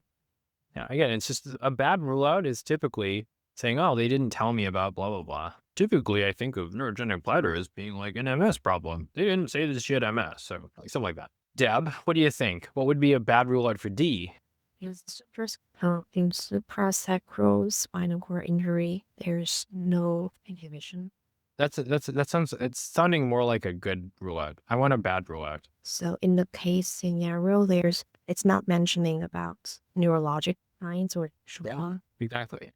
Yeah, they didn't mention anything about neurologic problems or neurologic injury or anything. Because the funny thing is, what's the actual answer to this question? We'll go to FJ. FJ, what do you think? What's the actual answer to this question? D. Is it? Suprasacral, remember, suprasacral is this. It's an upper motor neuron problem. So that would give you overflow or urgent. I don't know. It's hard. Smriti, do you know what the answer is? Okay, now I'm leaning towards B, but I don't know.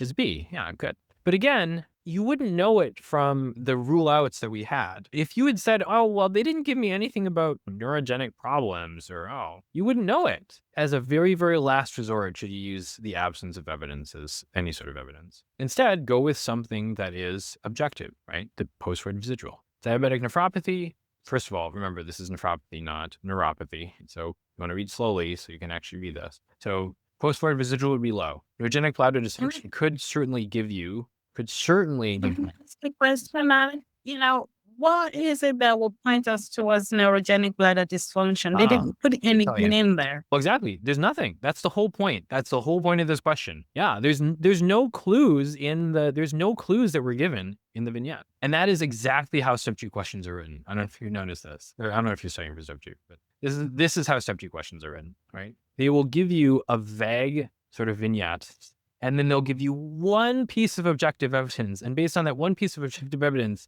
like very clear objective evidence.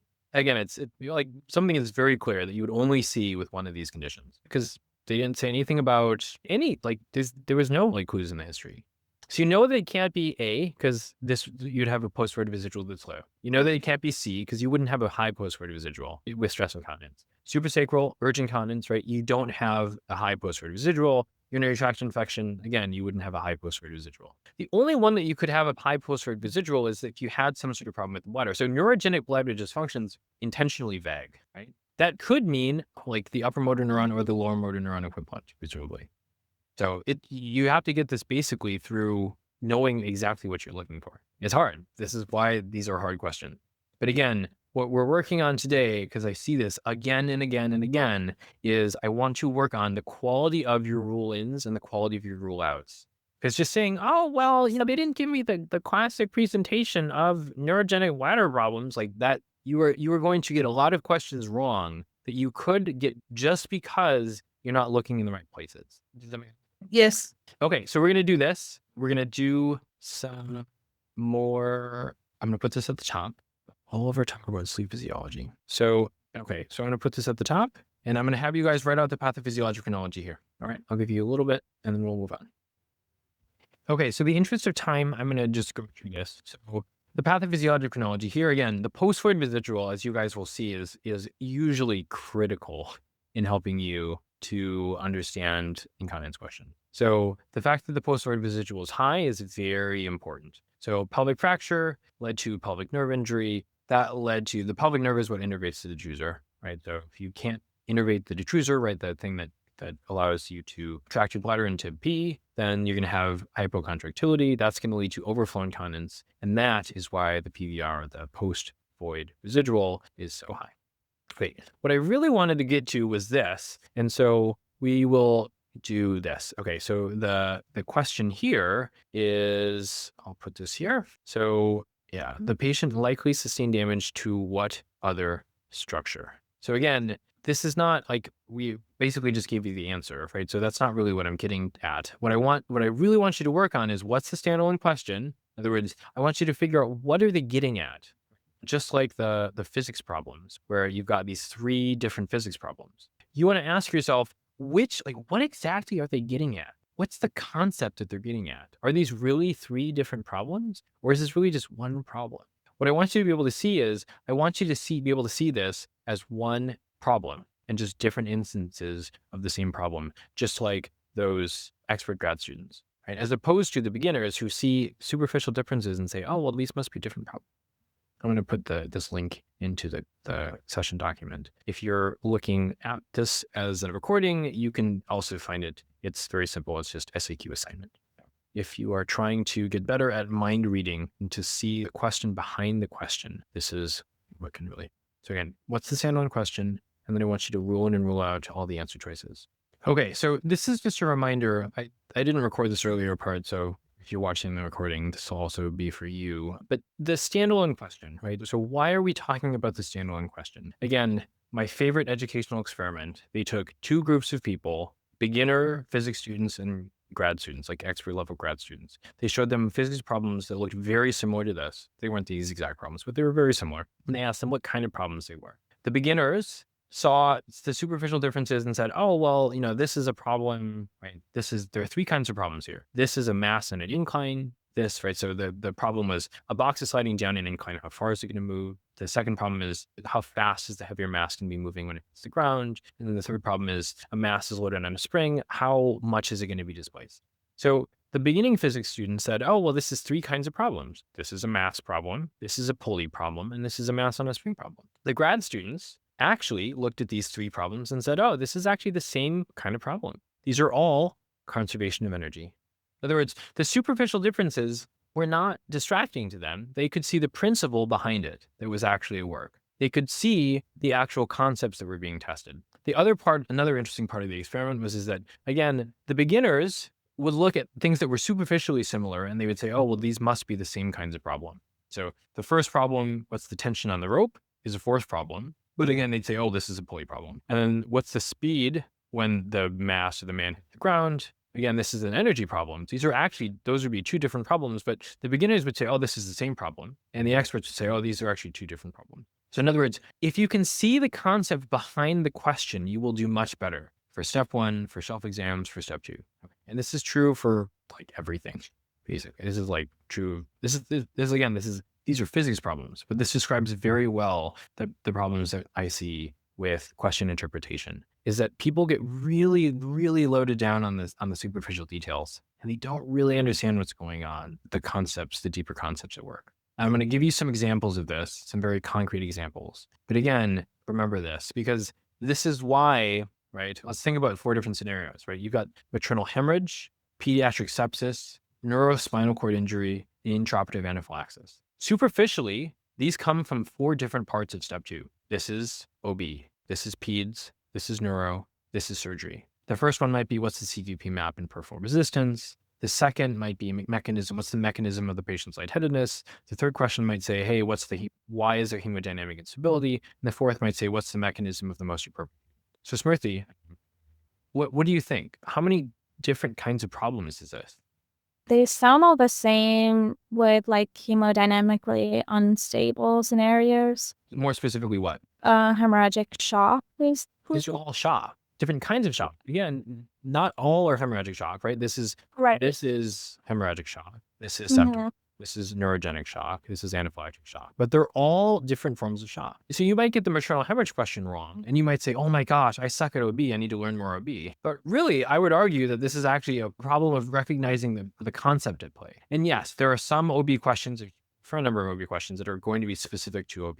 But there's also going to be a lot of OB questions and pediatric questions and neuro questions that, while superficially they may look like an OB question or they may superficially look like a pediatric question, the reason that you're missing the question is probably not because you don't know enough about pediatrics, and probably more, or at least knowing the underlying organ systems as well as possible will help you just as much, if not more, than knowing the specific material for pediatrics or OB.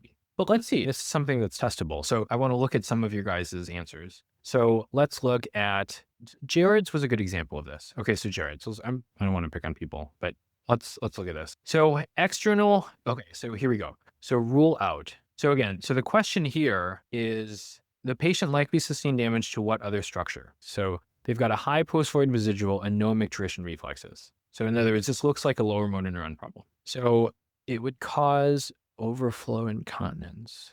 Interesting. I would actually say this differently. Let's look at Devon's. So this was a good rule. I want to see a rule in. I want you to see like why it's included. In this case, the rule in is pretty straightforward, right? The rule in is because it can give you incontinence, but the rule out would be, it would give you more of a stress incontinence picture, right? If you damage the urethral sphincters, presumably that's going to give you more of a stress incontinence problem. So again, in addition to overflow, loss of sensation. Yeah, I mean, so that's okay. That's partially it. This is what I said for this. So what I said was, okay, the rule in is this could cause incontinence. The rule out is this would be a stress incontinence and a low PVR. So in other words, I'm looking at this through the lens, right? I'm looking at this none of my answers have anything to do with the fact that this was a pelvic fracture, the fact that this is a 34-year-old guy, the fact that this is 3 weeks. Those are all superficial details. That's sort of like saying, referring to the fact that he had surgery, or, oh, that's not in the place of the surgery. That's basically like looking at these problems and saying, oh, this is like a 2-pound weight and this mass is a little bit smaller and this is actually a pulley problem, and you're getting sidetracked by the superficial details. Really what's going on here is the external urinary sphincter. You just have to think about this in the context of, okay, this would give you stress incontinence. This would give you stress incontinence. This would give you probably urge incontinence. This would give you urge incontinence, right? Because this is the sympathetic. Decrease sympathetic tone, increase parasympathetic, so that would give you urge incontinence. Pelvic nerve is the correct answer, right? Because that is what's going to, because the standalone question is damaging what could give you overflow incontinence, right? You see how it's very simple. You see how all of these, you can tell very clearly this question is really just about incontinence. That's it. The details are just superficial details that are trying to illustrate the points, illustrate the concept. But again, I am thinking about this through the lens of stress, urge, overflow, and what's the other one? Functional. Thank you. So I'm just thinking about it through the lens of the different kinds of incontinence. So let's look at some of your other answers. Yeah. So Jared, like in this case, yeah, it's not in the same area of the pelvis. Yeah. Controls sensation in the distal parts of the genitals and the sphincters. Like that's not really getting at the concept, I think. If the concept is more, okay, what kind of incontinence would this give you? Good. Let's look at Elisa. Yeah, so this is not bad. But again, you can simplify this, right? So damage to what nerve or structure can cause detrusor muscle dysfunction and increased residual volume. That's okay. But again, that's not really getting at the concept. You're now getting sidetracked by the detrusor muscle dysfunction, getting sidetracked by like the post-void residual and all this stuff. Really, the concept is about overflow incontinence.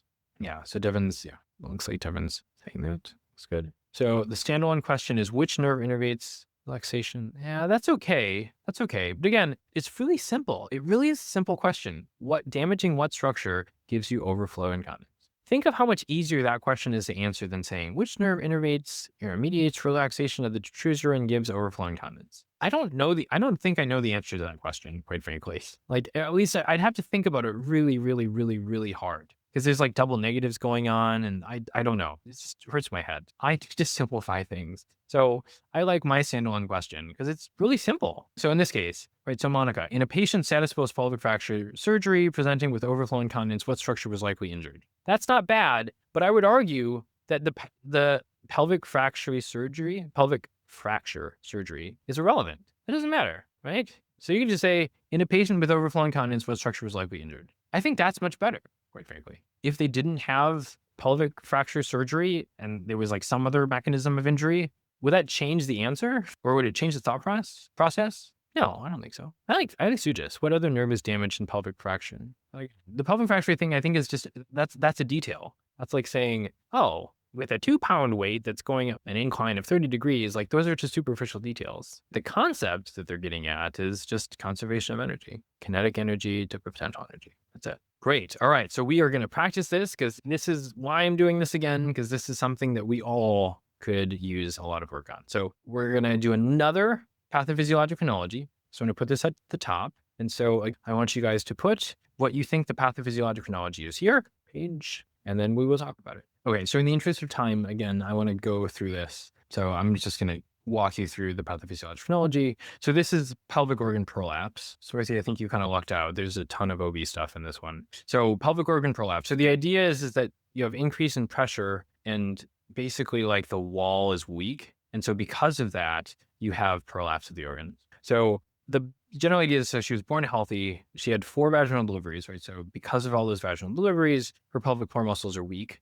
And so that, in addition to the fact that she's really obese, right? So really high intra-abdominal, intra-pelvic pressure. So constantly pushing on those pelvic floor muscles. Smoking, right? Which is not great for body tissues, is going to lead her to, as she gets older, she's going to have menopause, right? So she's going to have thin vagina. So she's going to have vaginal floor and pelvic weakens further. And so that's why now her pelvic floor can't keep in her uterus and her rectum. Okay. So we'll get back to here. You've got now, instead of it just being the bladder here, imagine that you've got the bladder and you've got the uterus and you've got like the rectum all sitting here in the pelvis. And so the pelvic floor, right, weakens. So every time that she had a child, by her 4th vaginal delivery, her pelvic floor muscles were damaged and weak. And so she's like postmenopausal, plus she's like obese. And so you have a lot of intra-abdominal, intra-pelvic pressure. And so you have these organs that are constantly pressing against the weakened pelvic floor. So they basically prolapse out.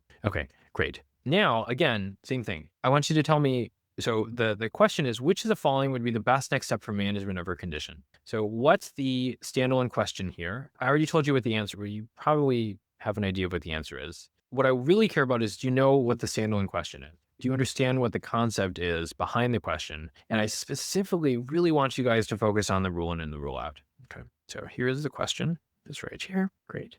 I'm going to see if I can find the lecture that we had on this stuff, because I realize now that some of you guys may not know about this. Here's the summary of key concepts for that lecture. So here is the summary of key concepts you'd like to know. And then specifically, you can find all of this. This was from which lecture? 19. Renal vignette number 19 / obstetrics. And then the other one came from the one before that. So vignette 18 / obstetrics. So they're the renal / obstetrics lectures. Okay, so in the interest of time, I'll tell you what my standalone question was. So which of the following would be the best next step for management of her condition? Right. So she's got pelvic organ prolapse.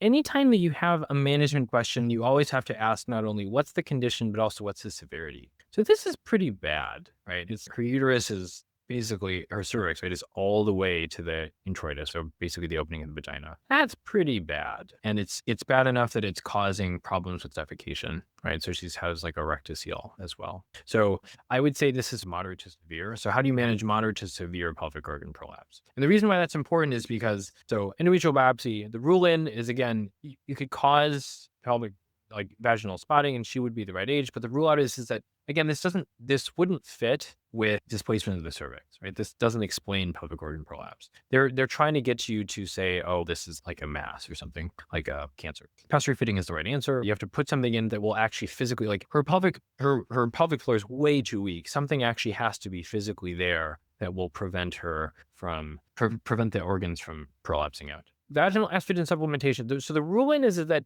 presumably her vaginal thing is not helping. So it might help with recurrence of pelvic organ prolapse, but the rule out would be that that's not really appropriate for such bad prolapse. It's important to recognize the severity, because if you just said, if your question was only how do you manage pelvic organ prolapse, that's going to miss the nuances of, is it severe or not severe? oftentimes you'll see this, right? People will say, oh my gosh, in this question of diverticulitis, the answer was that you give IV fluids and IV antibiotics and NPO. And in this question, the answer was, for diverticulitis was actually that you go to surgery. I don't understand. Why can't UWorld be consistent? Or why are these different sources saying different things? They're actually being consistent. Oftentimes, if you're confused about like the management of a question, it's actually because you don't know, you're not taking into account the severity. If that is something that puzzles you, if you are struggling with that, we actually wrote a whole thing on this in the FAQ. And so you can see this, it's actually in the step 2 questions, right? So how do you deal with management questions? So if you go to course.usml.com/FAQ, right? Or you can find it by just clicking on FAQ, you will see under how to deal with management questions, you will see how to deal with management questions. So I would highly recommend that if that is something that you're struggling with. Okay. So quick question about that. So I had a practice step 2 question on New World where I had a patient who did seem pretty severe, and I did the 2-step method where I figured out what the diagnosis was, which was mastoiditis, and then I said it was pretty severe because the patient was presenting with clear symptoms of it, was very like high fever, all signs and symptoms were saying this was very symptomatic. So I picked the answer was mastoidectomy, but the UWorld answer was that you would do an MRI first before you would do a mastoidectomy. And even in the explanation, it says like, although this is true and an appropriate step, you would do the MRI first. So like, how do we learn the in-between before you get to what the ultimate, I guess, treatment for that patient would be? Mastoidectomy, like of the mastoid process? Yes, because he had mastoiditis. Yeah. I'd have to see the question. So this is not to say that you can answer every single question that way. Like I would with you, the most likely reason is because unless they were like in extremis and they couldn't breathe or they were like on death's doorstep, then you actually do it. Okay. Right. It may have been like, to me, that actually doesn't like high fever is not severe. Severe means like hemodynamic instability and they're going to die. Okay. So like diverticulitis, like they may have a really high fever and they may be like really peritonitic. But if they're hemodynamically stable, then you're probably not going to do surgery. So I think it's a problem of are they sick or not. That actually doesn't sound like they're that sick. Actually, now that I think about it, I think that the framework still works. I think they just wanted to make the diagnosis first. I think in that case. Yeah, well, that's the other one. Because if you really were going to like take out their mastoid process, like you've got to be pretty sure that that's the problem. If that was my mother. Like, unless like my mom was about to die, like I would probably want more diagnostic certainty first. I gotcha. Does that make sense? So I would argue that still works. It's just, it's mild. That would be like, it's sort of like when they say mild COVID. Mild COVID can still be really awful. You will still feel awful. You can have a high fever, like anything. Like moderate to severe just means that you now need supplemental oxygen. Right? They are technically considered mild cases when they have like really high fevers. They feel like horrible. Pizzas taste like cardboard because their taste hasn't returned. Like that is all still technically mild. Remember that when we say mild in medicine, it's very different from what we mean in real life. Okay. So how do you manage moderate to severe pelvic organ prolapse? Okay. So endometrial biopsy. So tension vaginal tape, right? So that would be for stress incontinence, which she would be at risk for. But again, this is not going to help with pelvic organ prolapse. And then transvaginal ultrasound. So there's a mass coming out of her vagina. So it makes sense. But again, the mass is her uterus. We know what it is. Okay. So I want to do one more. I know so this one, I'm not going to have you do the pathophysiologic phenology. This is a different kind of subject, but it's one that I think most of you guys are familiar with. So I want you to go through. This is a very common question for both step 1 and step 2. So this is why I chose it. Okay. So I'm going to put this in the Google Doc. So a 65-year-old man comes to the physician for a 1-year history of non-productive cough and progressive exertional dyspnea. He doesn't smoke and has had no fevers. Temperature is 37 Celsius. Heart rate is 90. Blood pressure is 120/80. O2 sat is 93% in room air. Chest X-ray demonstrates fine linear bivascular opacities. Pulmonary function tests show FEV1, 80% are predicted, FEC, 48% are predicted, and DLCO of 55% predicted. Which of the following is the most likely diagnosis? So again, what's the standalone question and what's the rule in and rule out?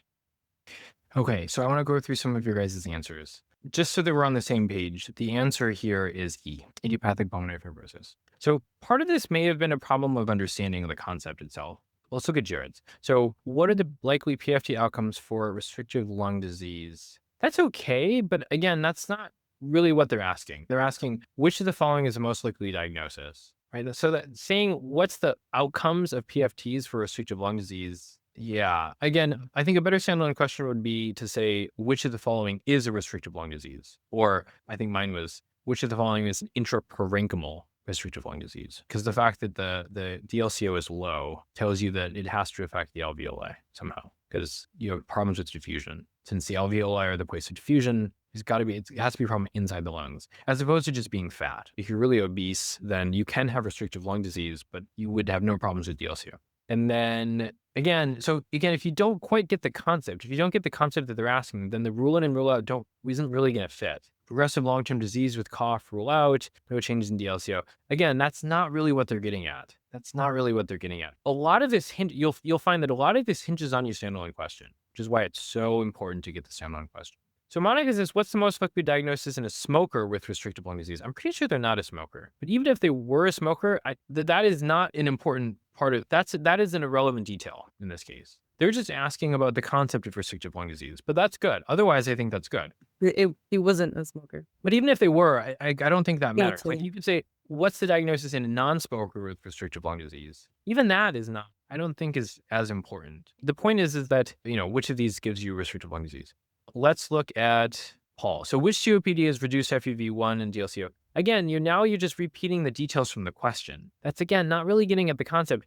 This is like, saying, oh, well, what would happen if the initial velocity is 4 feet per second, right? Those are superficial details. The important thing is to recognize that the FEV, so in most of these lung diseases, restrictive or obstructive, the FEV and the FVC both decrease. It's just how much do they decrease? In obstructive, the FEV decreases more, and in restrictive, the FEV decreases less. That's it. So that's the whole point. So this is actually not true. It's actually not COPD. It's actually restrictive lung disease. The standalone question, so my standalone question was, which of the following is an intraparenchymal restrictive lung disease? Technically, you don't need to know that it's intraparenchymal in this, because all of these are obstructive.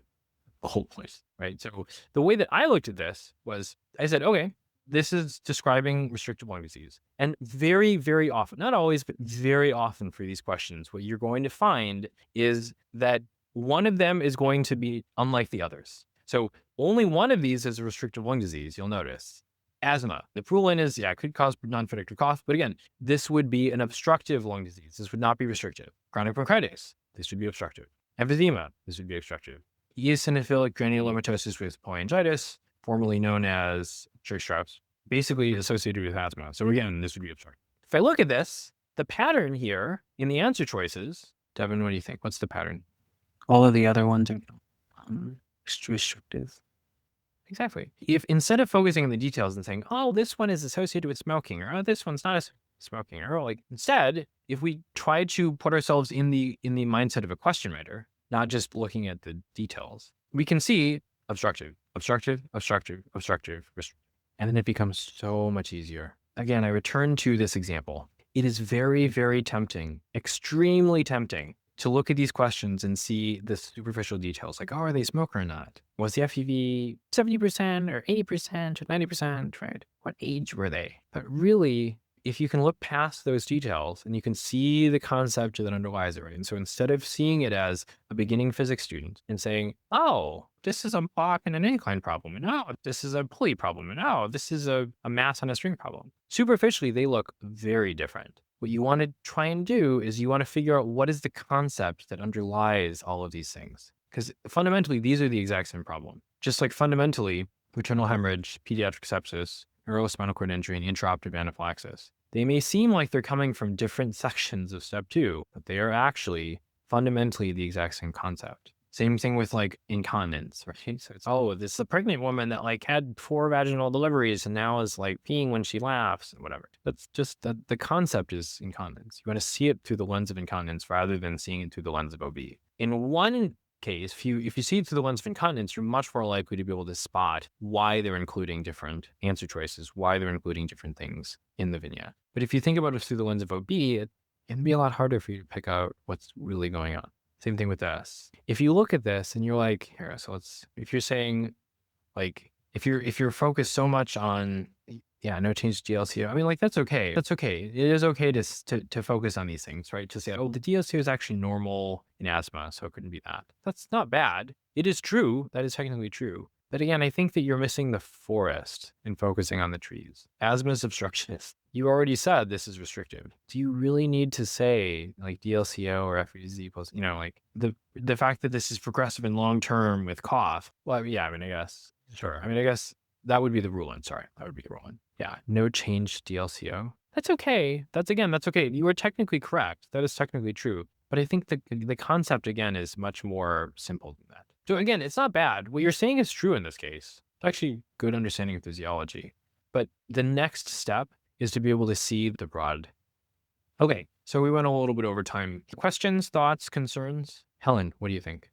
What was the significance of the interparenchymal that you wrote in the question for the previous? Why does it matter that it's intraparenchymal as opposed to extraparenchymal? Yeah. Intraparenchymal, just a fancy way, intra inside, parenchymal meaning like the functional part of the organ as opposed to like stroma. So it's a fancy way of saying that the restrictive lung disease is because of a problem that's in the lungs themselves, as opposed to restrictive lung disease where technically, if I tied a belt around your chest or if I tied a belt around my chest, it would be restrictive lung disease. I'm restricting my ability to inspire air, and it's going to make it stronger recoil when I exhale. So basically every disease that we know of is intraparenchymal. No. Most of the actual like lung diseases themselves, yeah. Interstitial lung disease, like all the interstitial lung diseases are intraparenchymal. And the reason that I know that that's true is because the DLCO is low. Extraparenchymal restrictive lung disease would have a DLCO that was, we'll cover this in other issues. Okay. Yeah. Other questions, thoughts, concerns about because again, the point of this is not to get too bogged down in details. We can talk about the details, but what I really want you guys to start to see is, again, I want you to start to see this, right? I want you to start to, instead of seeing the specific details, I want you to be able to see the concept behind it. Because again, if you memorize, right, you can see what'll happen pretty easily. If you look at this as, oh, this is an incline problem, and this is, oh, okay, you see this all the time in like high school and college, right? Like you see some people that they just sit there and they try to memorize the details of how to solve an incline problem. And then they get confused, or then they'll try to memorize the details of how is it that you solve a pulley problem? And, oh, how is it that you solve the spring problem? Rather than try to see the one, spend extra time to understand the one concept that you can apply in 3 different contexts. They'll try to rush through and try to memorize the individual ways for every single problem. And then they get really confused when they see a pulley problem that's now solved in a different way, right? If this is a force problem, than this problem. Oh my gosh, I don't understand. In this one, it was balancing out the forces. And in what? I don't understand. Why am I talking about potential energy now? This is a pulley problem, right?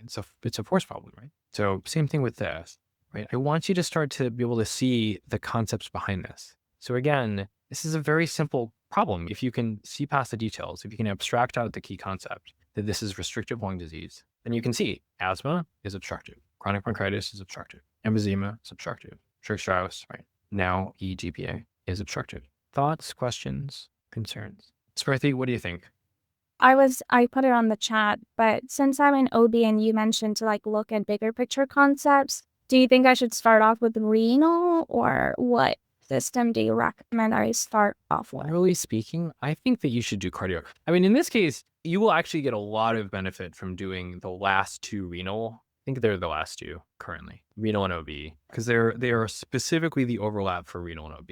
But I would say, generally speaking, I know that this is going to go against a lot of what you guys are learning. I don't know. I mean, you have 2 choices. You can either just try to do everything possible to try to learn as much as you can about OB, which is not bad. That's fine. The problem is that you're unlikely to learn the underlying concepts that are important for all of the different rotations, all the different clerkships. Gotcha. So if it was me, I would rather that I understand the broad picture things first, even if I sacrifice a little bit of OB specific. Like again, you can still, it's not to say that you shouldn't do OB specific knowledge, right? You will get OB specific knowledge by doing OB questions. But in terms of course material, I would actually focus, I would try to, if you are struggling with like understanding vitals, not to like look at vitals or like looking at labs and T-Billy and stuff like that, like LFTs, I would try to learn those things. I would try to do those videos. Even if they may not feel specific to OB, I would try to understand the organ systems well while doing OB questions. And so you can make pathophysiologic chronology cards based on the OB questions that you're missing. That should be enough to help you to learn the physiology behind OB, that and some of the renal OB stuff. Yeah, that makes sense. Cool. Other questions? Perfect. All right. Well, thank you guys. I think probably next time we're going to go back to GI. I just wanted to, I still see this is like a consistent thing of it's hard. It's really, really hard to be able to see these questions. Was this useful to be able to see, or how useful was this? Paul, what do you think? How useful was this activity? Yeah, I think it was pretty useful. I have to try and train my brain to recognize concepts more than just the superficial stuff. When I was seeing it can be picked up, but I'm still having trouble doing that. So I hope to keep on practicing and working with it, and maybe not. Totally. So the best way to practice, so this is a good way. The best way to practice, so this is an assignment that I give to people who I'm tutoring with. So I'll have them do it, and then I'll go over the assignment with them in our one-on-one sessions. But even if you're not doing one-on-one tutoring, you can still do this. What I found is that actually going over it one-on-one with me helps. It does help, but it doesn't, like, most of the benefit is actually the activities that you are doing yourself. It's actually you giving yourself feedback. So for example, the assignment is, you basically make a copy of the question, you put the answer, you put what you thought the standalone question was initially, then you answer it before you look at the answer choices. And then you look at the educational objective, right? You say, okay, what exactly were they getting at? Did I know that this was a question about obstructive or restrictive lung disease? So then you revise your standalone question. So you're giving yourself immediate feedback. Because I think if you just say like, okay, well, yeah, I'm going to work on this, and then you do it, oftentimes you won't really improve if you don't put in specific practice on the skill. This is a way that you can actually work specifically on the skill of standalone questions. So you write your standalone question, and then you revise your standalone question based on what you see from the educational objective. Does that make sense? So again, the link is course.usml.com/SAQ-assignment. Awesome. Anything else? All right, guys. Thank you very much. So what we're going to do is, I'm actually going to give you a summary before the lecture, before the actual like vignette that I'm going to present in a sec. I'm actually going to go through the LFTs again, which is what we covered at the end of the last lecture. And so this is because if you didn't see that lecture, if you weren't here, this will be important for you to understand what we're going to talk about in this lecture. In addition, it's also just a really important concept for GI generally. And so repetition is one of the keys to mastery. So a summary of LFTs. So LFTs stand for liver function tests. These are not, however, really tests of liver synthetic function. So they're pretty much a misnomer, right? Most people would agree that they're not actually tests of liver function. And so they're also not really liver specific. So they're very much a misnomer. So bilirubin, right? So the components of most LFTs are traditionally thought to be bilirubin, AST, ALT, and alk phos. So for bilirubin is a breakdown product of heme. So if you recall, direct bilirubin is conjugated, right? And it's conjugated with something that's water soluble so that it can be excreted. The breakdown of bilirubin ends up coloring both your poop and your pee, right? So the stercobilin makes your poop brown and the urobilin makes your urine yellow. Bilirubin is elevated in hemolysis, right? So in hemolysis, your indirect bilirubin would be really high because you are producing a lot of bilirubin and haven't had a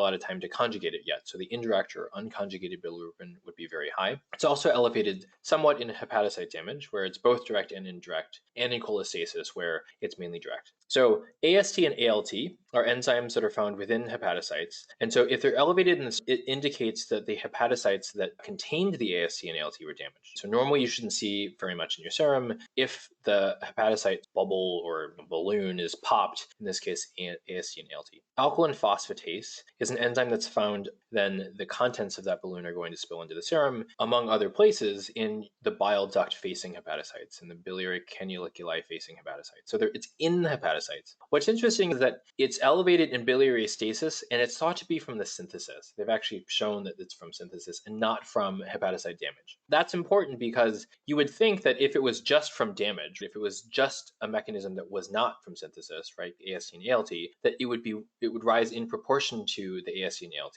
but that's not what you... So in biliary stasis, you increase its synthesis, and so the alk phos increases a lot. It's also important to remember that it's found in bone, where its function is best understood. It's thought to increase bone mineralization. It's also found in liver, where the function isn't really known, and in the placenta, where again the function isn't really known, among other places. So these are probably the ones that are most common. We talked last time about how in any time that you're making bone, your alk phos will be up, right? So Paget's disease, young children who are going through growth spurts, bone fractures, things like that, your alk phos will be elevated, which makes sense because it's involved in bone mineralization. So in acute liver failure, again, so LFTs are not actual tests of liver synthetic function. So the tests of liver synthetic function are PTT and albumin. So PTT is going to be elevated in acute liver failure, because if I can't make anything, if I can't make any coagulation factors, the ones that have the shortest half-life, in this case factor 7, which has a half-life of 3 to 6 hours, will fall very quickly. So within a day, you're going to have, if you just took out your liver,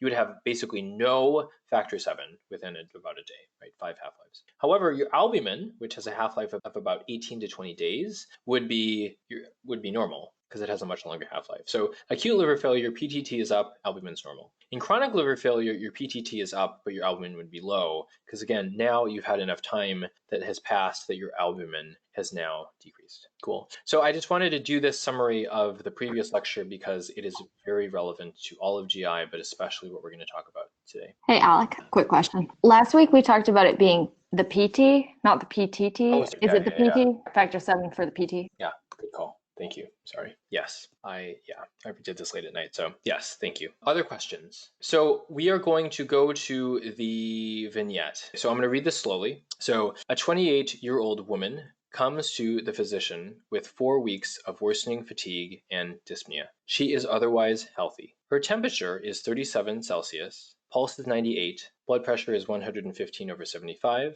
and respirations are 18. On exam, she has pallor, mild jaundice, and splenomegaly. Significant labs are shown. Total bilirubin, 6, direct bilirubin, 1, leukocyte count, 8,000, hemoglobin, 6.5, platelets, 210,000, and direct Coombs test is positive. What is the pathophysiologic chronology? Specifically explain the proportion of bilirubin that is direct versus indirect, her hemoglobin and splenomegaly, her pulse and her symptoms, and the significance of her direct Coombs being positive. So I'm going to copy and paste this into the Google Doc, and I'll have you write your pathophysiologic chronologies. So I'm going to go through my pathophysiologic chronology. So the summary would basically just be she has autoimmune hemolytic anemia. So she develops anemia, and that's why her direct Coombs is positive. And so because her blood is carrying less oxygen, because she's anemic, she has to now increase her cardiac output to compensate for the lower oxygen content of the blood. So you can see the detailed pathophysiologic chronology, which actually I'll put these into the Google Doc so you can see them. But this is,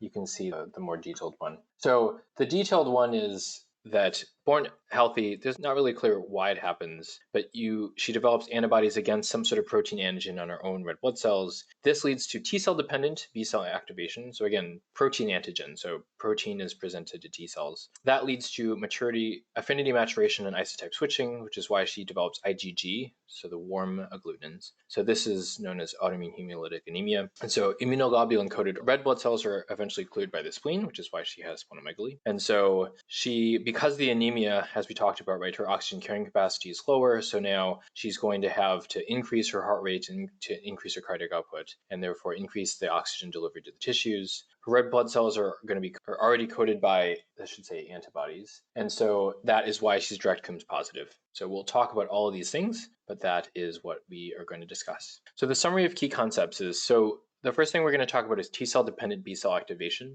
So this requires a protein antigen. So you'll recall that MHC, which is what activates T cells, only presents protein antigens. Doesn't present carbohydrates, doesn't present fat, usually. So this leads to, when you have T cell dependent B cell activation, this leads to isotype switching, right, which is what allows you to switch from IgM to the different isotypes. It also allows for affinity maturation, right, so making higher affinity antibodies, and memory B cells. So B cells that persist in the circulation that can be activated against that antigen later. We'll talk about autoimmune hemolytic anemia, which again is usually IgG, so the warm agglutinins. And so the general thing that you want to remember is that all antibodies bind better in the cold. Almost everything binds better in the cold. right? The reason why we call them warm agglutinins isn't because they bind better at warm temperatures. It's just that they are such high affinity antibodies that they can still bind at higher temperatures. So they would bind better in the cold temperatures, but because they bind so well, because again, they've undergone T cell dependent B cell activation, so you have the affinity maturation to make higher affinity antibodies, they can still bind at higher temperatures. We'll also talk about the Coombs test. So you have direct Coombs, which is where you take the patient's red blood cells and you look to see at whether they've already been coated with antibodies. So examples of this would be in a hemolytic transfusion reaction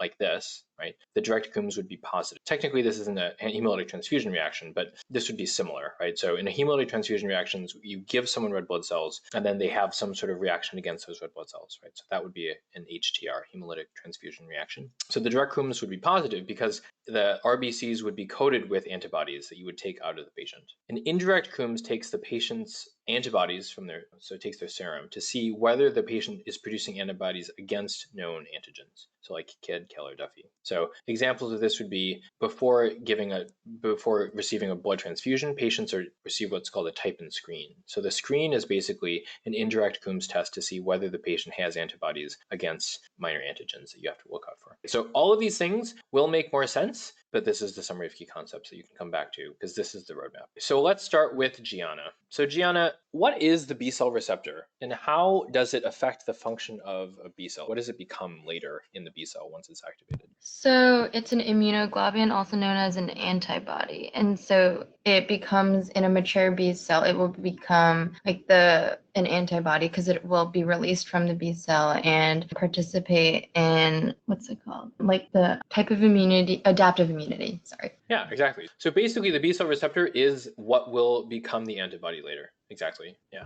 perfect. So Joni, is it Joni or? Yeah. Perfect. So Joni. So as a bit of background, right? So you can activate B cells either with the help of T cells. So we call that T cell dependent B cell activation, or without them, which we call T cell independent B cell activation. So T cell dependent versus T cell independent B cell activation. So what are the advantages of using T cells? Most people don't know this. So there's 3 advantages. It allows for affinity maturation, which is sometimes called somatic hypermutation, isotype switching, which is switching from IgM to IgG or IgA or other isotypes, and then memory B cell formation. So Joni, do you happen to remember what MHC stands for? Yeah, major histocompatibility complex. Perfect. Great. And so Satya, so what's the purpose of MHC? MHC is part of the HLA and is a marker for cells in the body specific to individuals.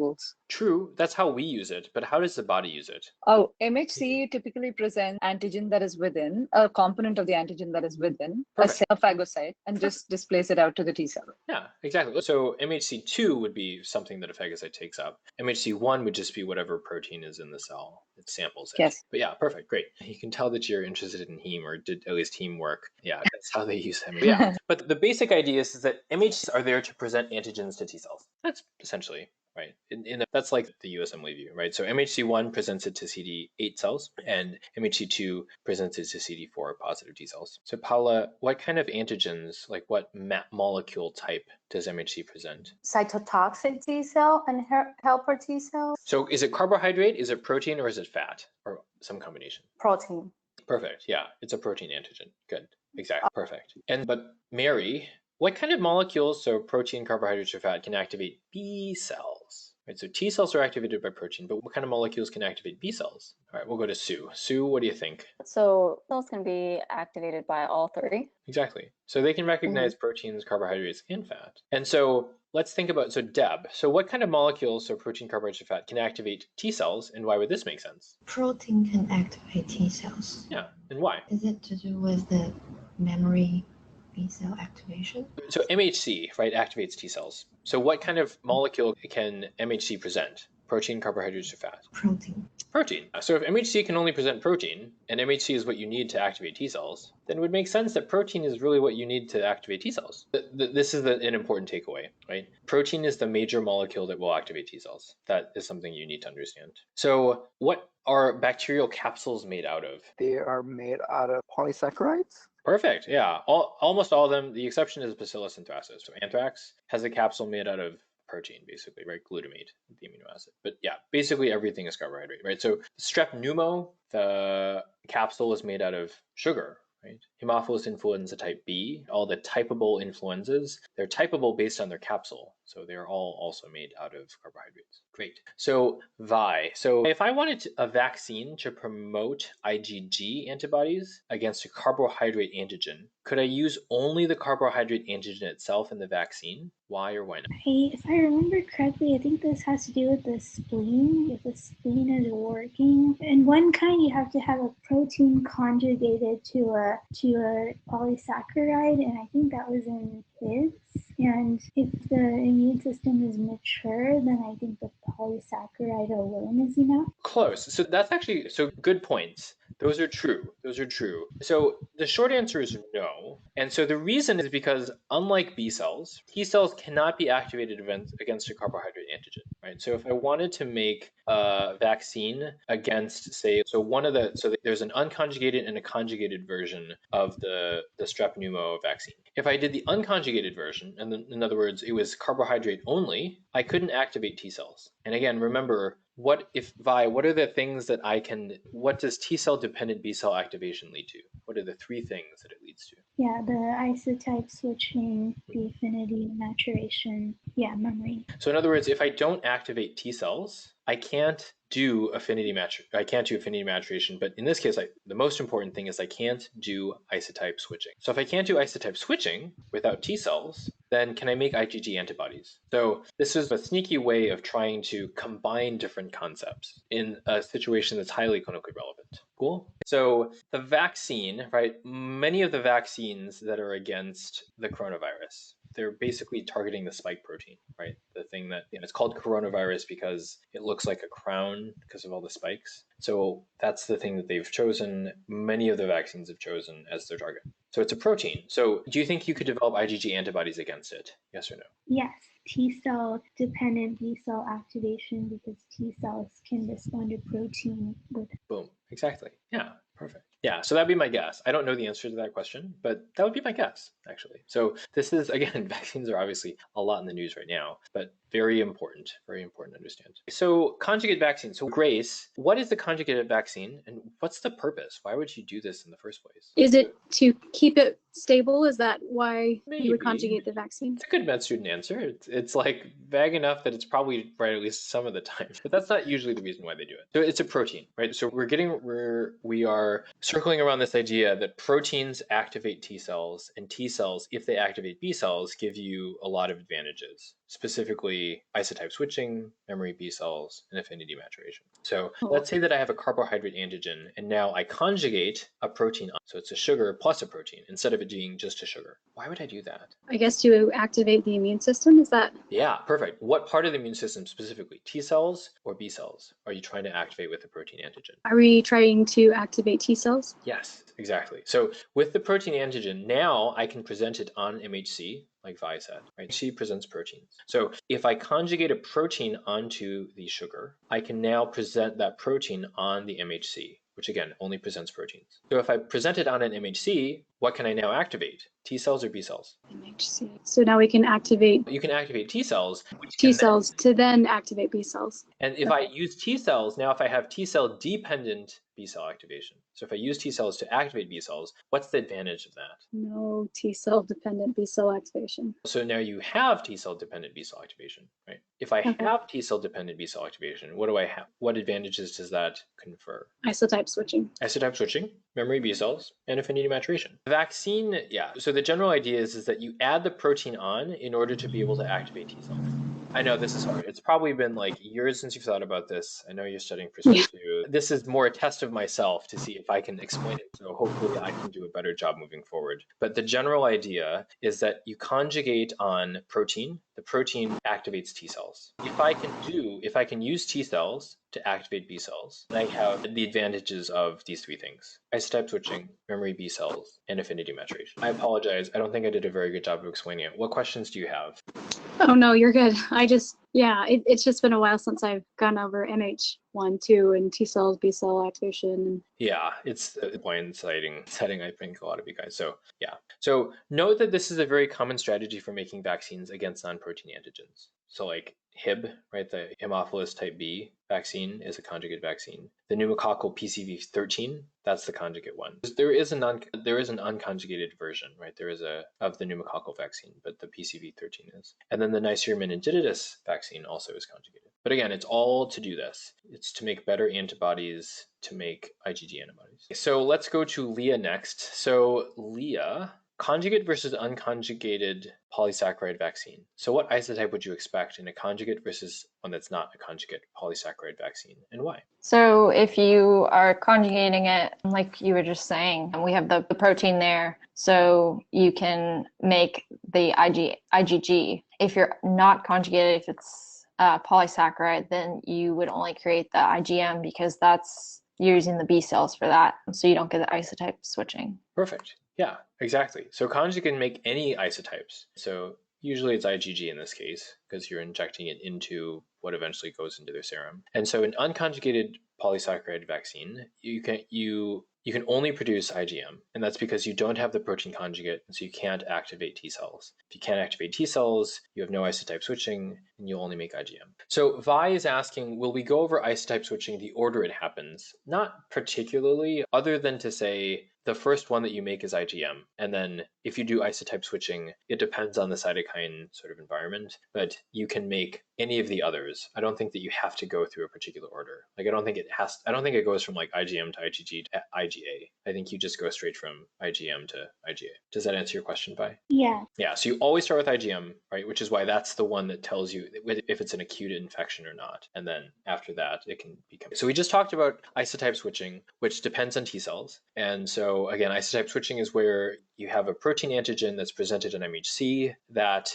protein MHC complex can activate T cells. And with the T cells, you can activate B cells. And if you have T cell dependent B cell activation, you can have things like isotype switching, where you go from IgM to other types of antibodies. And you can also have what's called affinity maturation. So let's go to, I think we're on Zach now. So Zach, so what does the B cell receptor eventually turn into? We talked about this. Eventually turns into an antibody.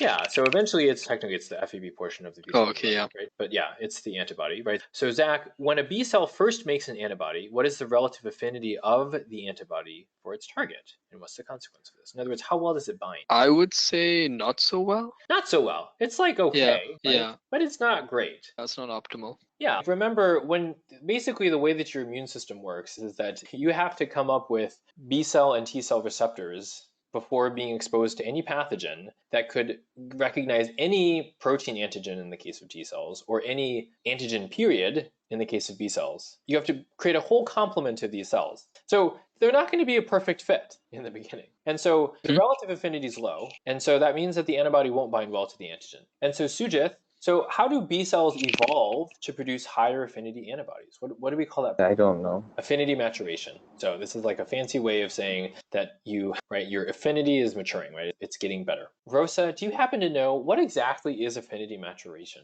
Is it something with a BDJ recombination? Close. BDJ recombination is really to make the B cell receptor in the first receptor. So affinity maturation, so most people don't know this, so let me explain.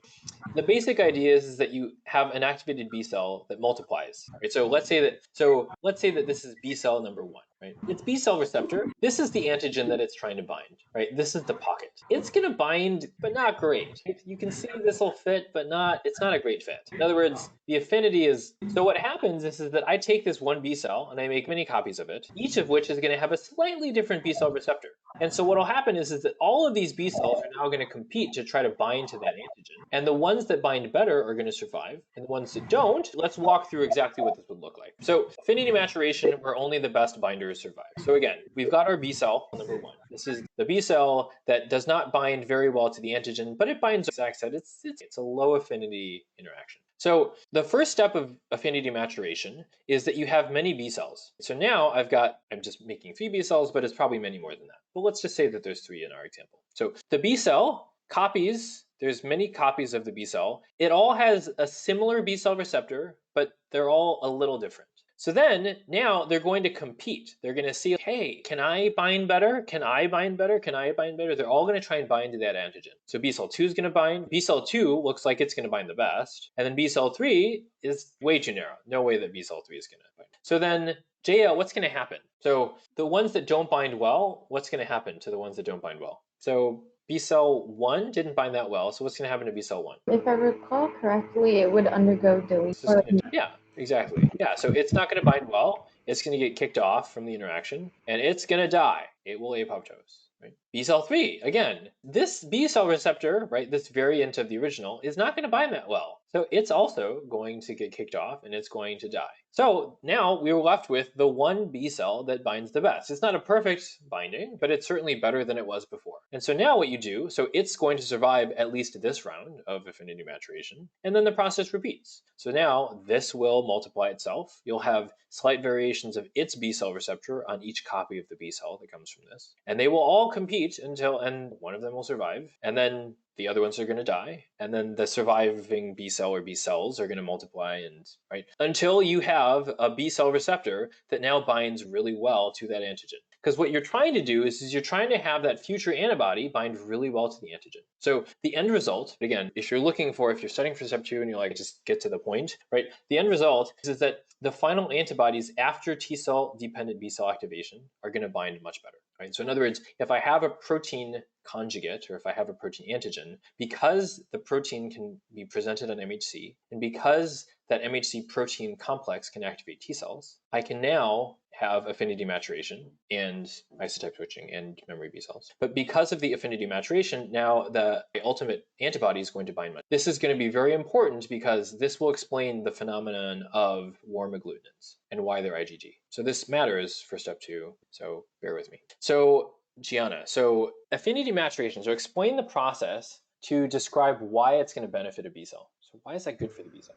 So the process I think that we just went over was affinity maturation, whereby like the B cells with the B cell receptors that have the highest affinity for the antigen are able to survive and undergo clonal expansion to duplicate itself. And so I guess it benefits a B cell because it makes it like more specialized to one particular antigen. Yeah, perfect. Yeah. So the B cell receptor is going to bind with a much greater affinity, which means the future antibody is going to bind with a much better affinity. Yeah. And so Joni, so T cell dependent versus T cell independent B cell activation. So which produces higher affinity antibodies and why? Would it be T cell dependent? Yes, absolutely. So why would you get higher affinity antibodies with T cell dependent? Well, it's like how we were explaining. You need the T cell to be able to, that the process of generating antibodies. I'm sorry, I don't know how to really word this. I know, it's hard. Yeah, it's hard. Yeah. Which is why I'm like, you'll see that a lot of these questions are variations on each other because I'm trying to build on it. Because I know that I'm taking slower steps along this because it's really tough. So I'm trying to go slow on this one. So yeah, so again, the idea is that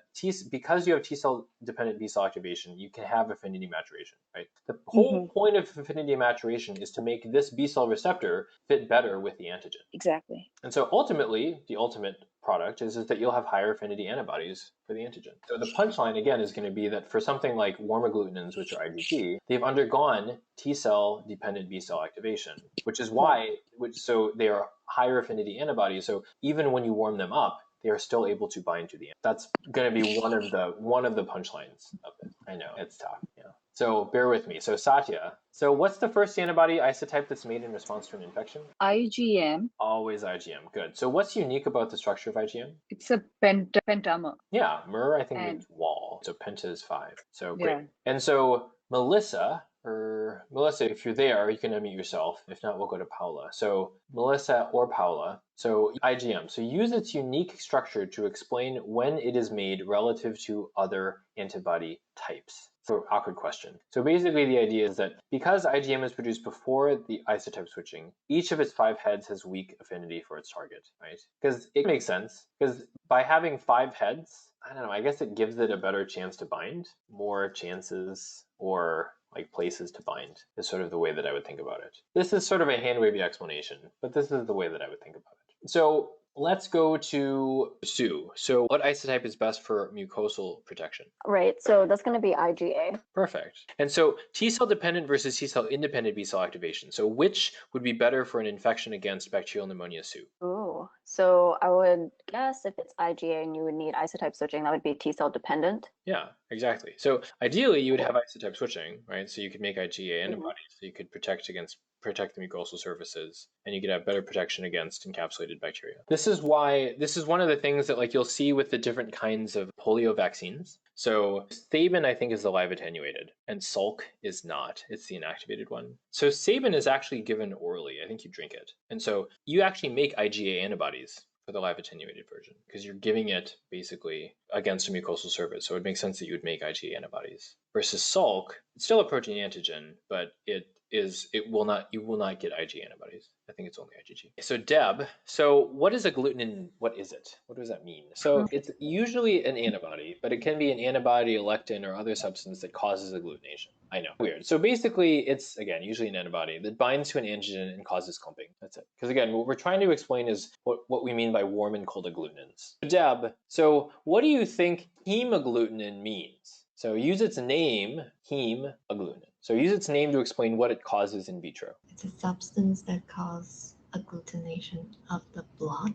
Exactly, yeah. So hemagglutinin is something that causes agglutination of the blood. It's also the name of a protein on influenza, right? So the H1N1, hemagglutinin is what the H stands for. But in general, it's a substance that causes clumping of the blood cells. So hemagglutinin. So in the case of influenza, it's the thing that binds to the sialic acid residues, which I didn't know. The reason why is because there's also sialic acid residues on RBCs, right? So it binds to the sialic acid. It's what allows it to bind to the respiratory epithelium, but it also will bind to the surface of RBCs, and that is ultimately what allows it to be internalized into the respiratory epithelial cells. So I was trying to figure out like what the significance is of the fact that, so it binds to RBCs. So what does that mean? Is that like beneficial to the organism? But it's not clear to me that it really benefits influenza at all to be able to bind to red blood cells. It is used, I found out that it is used in the clinical hemagglutination assays. So basically you can figure out how much influenza or pathogen there is based on the amount of agglutination there is. But yeah, it's not, the main thing that you need to know for tests and for life is that this is the thing that allows it to bind to sialic acid residues on respiratory epithelium. The H allows it to bind to the sialic acid on the respiratory epithelium, and the N, the neuraminidase, allows you to cleave the sialic acid so that it can then leave, right? Because if you didn't cleave it, then any influenza virus that was to leave that respiratory epithelial cell is just going to bind right back onto the sialic acid because you've got hemagglutinin there that'll just bind to it. So you need something that will allow it to bind it first to get in, and then the neuraminidase is there to cleave it so the viruses can leave. Perfect. So antibodies. So in general, do antibodies bind better at warm or cold temperatures, and why? I am not sure, but I would guess warm. It's actually cold. I don't know why. Yeah, it's actually cold. So almost everything, if you go back to like chemistry, right? Virtually everything, including antibodies, bind better at colder temperatures. There's probably exceptions to this, but like in general, right? The warmer something is, the more kinetic energy there is, meaning the more they're moving around, the more kinetic movement there is in the molecules. So the colder something is, the less they're going to be moving around, which means the less that the molecules are going to be forcing themselves apart. So this is why, right? So the molecules are going to be closer to each other, so they're going to bind better. And so so when we say a warm agglutinin or a cold agglutinin, what is that actually referring to? Antibodies that bind in a cold temperature versus warm, and the warm temperature binding means even stronger affinity. Perfect. Exactly. Yeah. So warm agglutinins really they're just an antibody that can cause agglutination at warm and cold temperatures. Because again, this is what always confused me at your stage, is I thought warm agglutinins, oh man, I'm just not doing well with the spell check here. So warm agglutinins, I always thought that it was I thought it was like what we said, right? I thought that warm agglutinins would bind better in warm and less in cold. That is not true. Everything binds better in the cold. It's just that, as Vi said, warm agglutinins bind better, so much better than cold agglutinins, that even in warm temperatures they can still bind. Whereas cold agglutinins are antibodies that can cause agglutination only at cold temperatures, but when you warm it up they can't. Alec, I have a question Please. about that. So when it's cold, is that what you were showing, the IgM structure? You would want less kinetic energy because the IgM is like the pentamer, and so then they could bind easier in the cold? Is that, do you understand? No, it's more just that. So I think it's unrelated to the fact that it's a pentamer, or at least you don't have to invoke the pentameric structure. The point is more just that in colder temperatures that there is less kinetic energy, right? Because again, temperature is basically a measure of average kinetic energy. Go back to it. So yeah, so the colder temperatures, they're just the molecules, the antibody and the antigen are just moving around less at colder temperatures. So you're able to have binding more effectively, because the more that they move around, the more you're going to break the bond between the two. So Grace, so which one would bind better than the other, and why? We talked about warm versus cold. Would the warm agglutinins bind better because they have a greater affinity? Yeah, and why would they have a greater affinity? What would they have undergone in order to have that greater affinity? Do you mean by the selection process or just by sheer kinetics? I guess both. So warm agglutinins have a higher affinity because they've undergone affinity maturation, that selection process where you have all the B cells multiply and then only the best binders. So Leah, so warm versus cold agglutinins. So use the meaning behind each name to explain what antibody isotype you would expect them to be. So cold, I would think, is IgM. Perfect. And because we were just saying it has not undergone the affinity maturation, so you would not have anything except for the IgM, and then the warm would have IgG. Perfect. Yeah, exactly. Because in this case, the fact that it's isotype switching is incidental, but it's an indication that you have had T cell dependent B cell activation. Good. Yeah. So often warm agglutinins are. So warm agglutinins again cause agglutination at both warm temperatures and cold temperatures. This is usually because not only have they undergone affinity maturation, but they've also done isotype switching. But the big thing is the affinity maturation. So often cold agglutinins, as you said, are IgM for the reasons that you explained. Perfect. So we're going to talk about the Coombs test next. So Sujith, so if you take RBCs, right? So I take someone's RBCs, and they already have anti-RBC antibodies on them, and then I add the Coombs reagent, right? So this anti-human antibodies, right? So that would bind to antibodies. What will happen if I add antibody-coated red blood cells and anti-human antibodies? What will happen to those? They'll agglutinate or clump. Yeah, they clump. So this is what's known as the direct Coombs test, right? So you're taking RBCs from the patient and you add the Coombs reagent. And so Rosa, so for the direct Coombs test, if you see agglutination versus if you do not see agglutination, what does this mean? What does that indicate? Whether there is presence of antibodies against proteins on the red blood cells or not, if there is agglutination. Good. But let's be very clear, right? Because it's really easy and it took me years to understand the difference. So you'll have to forgive me for making sure that we cover this in more depth. So where are the antibodies? Are they in the patient's serum, or are the antibodies already bound to the red blood cells? They're already bound to the red blood cells. Perfect. Great. So in other words,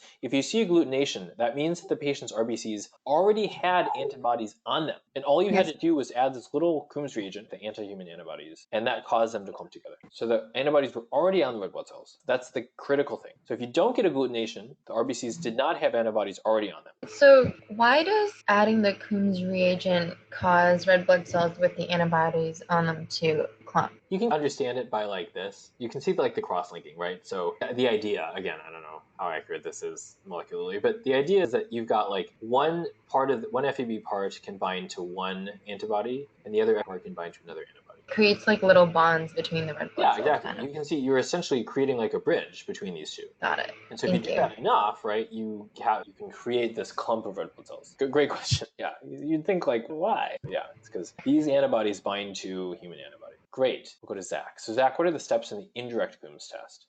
This one always trips me up. So I know, it's me too. Backwards. So I think you have, I'm just reading off of the picture as well. So you have this test tube filled with free antibodies to RBCs, I would imagine. And then what are you taking from the patient? Serum. And why are you taking the serum? You want to see if they have antibodies to RBCs. Great. So this test tube is what you take from the patient, right? Yeah. Your serum to see if they have antibodies in them already. Not antibodies coating red blood cells already, just the antibodies that could potentially coat red blood cells. And then you add what? You add RBCs into that test tube. Exactly. And then the next step is what? So then you add the Coombs reagent, right? Exactly. And then you see do they clump or not. So in other words, the first step is that you take the serum. So again, this is a critical difference, right? So in the direct Coombs test, you're taking literally their red blood cells, versus in the indirect Coombs test, you're taking their serum. Yeah. And then the second step in the indirect Coombs is that you're adding red blood cells with known antigens on them. Usually you'll do multiple sets of these, but yeah, so you'll add red blood cells, and then you'll add the Coombs reagent, and then you'll look to see whether... I have a question. So hypothetically they have the antibodies in their serum already. So if they have the antibodies, why are the antibodies free in the serum, and why aren't they already on patients' RBCs? Great question. Yeah. So you do this usually for this is like a type in screen. So if so obviously you shouldn't have antibodies against your own red blood cells. That would not make sense. You would die. Yeah. However, let's say that you need blood. They have got this blood. It's ABO type match. So you're A positive and this blood is A positive. Let's just say. All right. If I give you that blood, maybe you have antibodies that aren't against the A or the B, right? Maybe you are ABO compatible. However, maybe you have antibodies against one of what they're called minor antigens, like Kid, Kel, Duffy. Those are the big ones. All right, thanks. I got it. Yeah. So I want to know, if I give you red blood cells, are you going to reject those red blood cells? All right. So great question. I didn't know this. I did a heme rotation at MGH. It was I was like, oh, makes so much more sense now. Yeah. So if a patient has anti-RBC antibodies in there and the RBCs have the antigen, then you'll see agglutination. So in other words, an indirect Coombs is positive if the patient has, they're called atypical antibodies. So atypical antibodies means antibodies against something that's not on their own red blood cells. So let's go back to Gianna. So Gianna, direct versus indirect Coombs. So use what you take from the patient to explain what exactly you are looking for.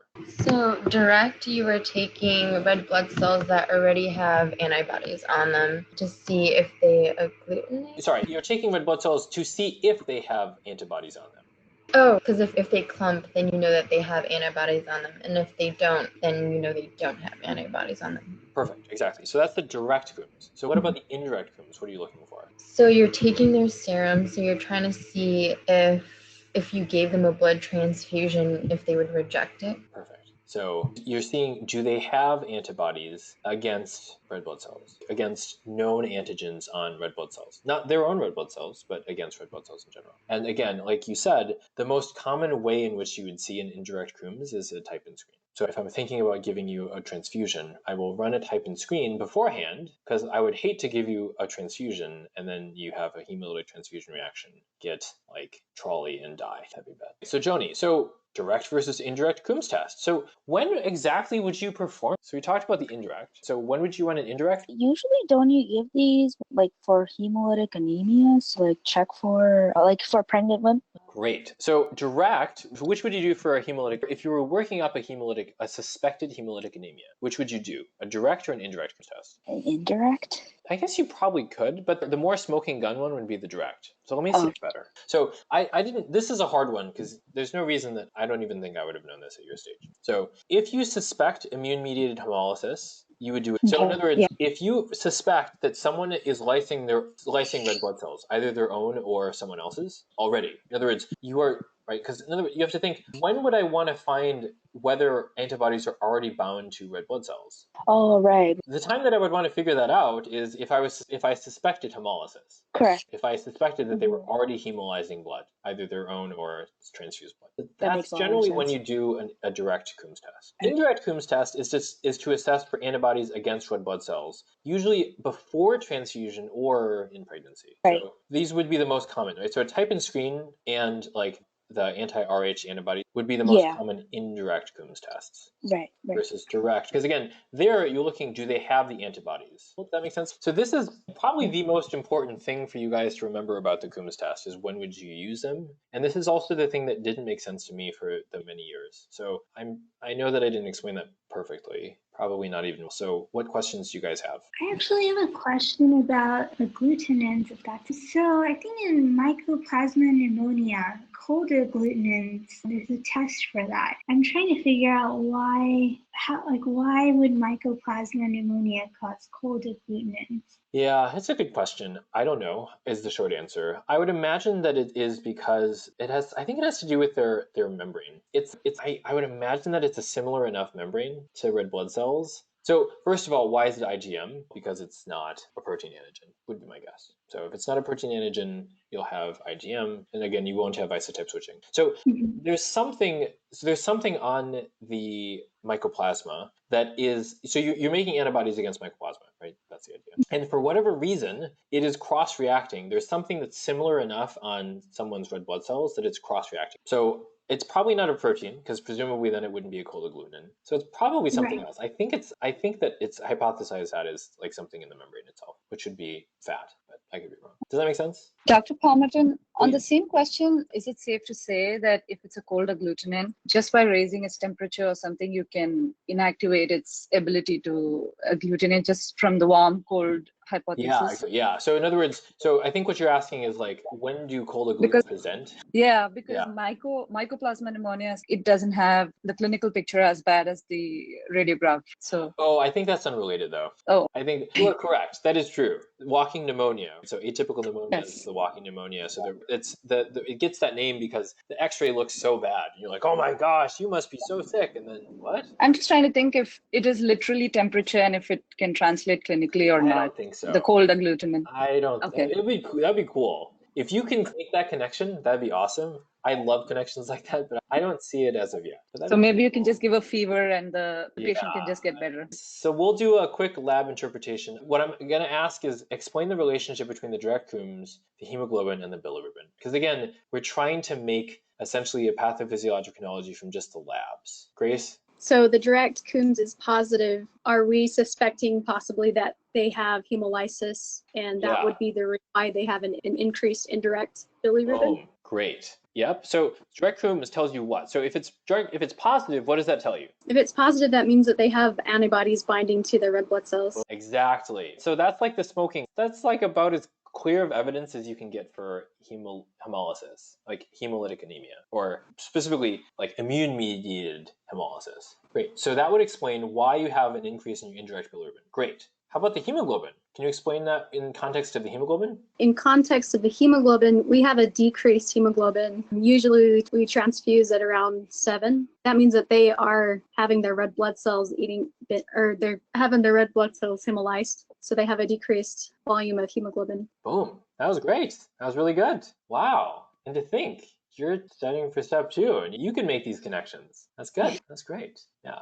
As Grace pointed out, right? So the direct Coombs is positive. That means that the RBCs are coated with antibodies. So again, in this context, it indicates that there's some sort of, doesn't necessarily mean it has to be autoimmune, but there's an immune-mediated hemolytic anemia that is leading to red blood cell destruction. That explains why there's low hemoglobin, but also, because again, bilirubin is the breakdown product of heme, which is part of hemoglobin. Right? So that's also why there is an increase in the indirect bilirubin much higher than the direct bilirubin. Because all of the hemoglobin in your red blood cells is being, all the heme in the hemoglobin in your red blood cells that are being destroyed is being converted to bilirubin. Boom, that was great. All right, so we are back to our vignette. So I'm going to have you guys revise your pathophysiologic analogies to include as much detail as you can about all of the mechanisms. Again, go wild, because you won't necessarily do this in the real exam, but the more that you can connect these things and use the knowledge, the better it will be solidified in your mind so that you can use it next time. So let's go to the Google Doc, revise your pathophysiologic analogies, and we will talk about it. Great, let's talk about that. Yeah. So let me walk through, because Vi, I think, had the same question, which is a good one. You're asking why is she tachycardic? Why also the blood pressure is kind of low? The blood pressure is not necessarily that low. It's more the pulse is high. Let me read through and tell you how I would think about this first, and then we'll talk about so let me analyze the question. So I'm going to do like I did last time. So I'm going to analyze the question as if I was reading it to try to give you a sense of what you can expect or how to think about every sentence. And then we'll talk specifically about the heart rate. If I don't answer your question, please tell me. Yes. So a 28-year-old woman comes to the physician with 4 weeks of worsening fatigue, no dyspnea. So dyspnea is a little bit more specific. You can get down to systems. So dyspnea is either a heart problem, a lung problem, or anemia.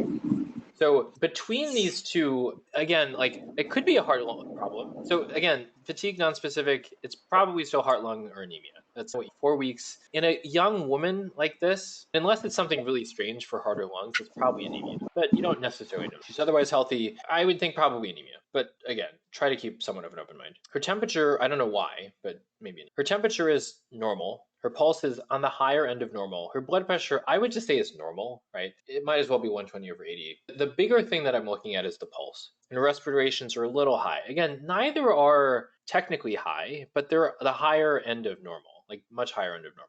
So that would make you think, again, non-specific, but if you're thinking anemia, that would make total sense. And we'll talk about the mechanism for why that is. The short answer is because there's less oxygen in the blood, I need to pump more milliliters of blood to my tissues to deliver the same amount of oxygen. So my cardiac output has to increase, right? I'm also going to have to oxygenate that blood more, which is why I would have to respire more. So on exam, she has pallor. So again, now you're thinking definitely anemia. Mild jaundice, which now you're thinking hemolytic anemia, because otherwise you shouldn't be increasing your bilirubin. And splenomegaly, so now you're really thinking hemolytic anemia. So now all these things fit, right? Hemolytic anemia, so I would be doing a pathophysiologic knowledge in my head. Hemolytic anemia leads to destruction of red blood cells, leads to low oxygen content, leads to high output, leading high cardiac output to try to compensate. And because she can't perfuse her tissues as well, she's getting tired and dyspneic. Her labs basically fit everything that I would expect.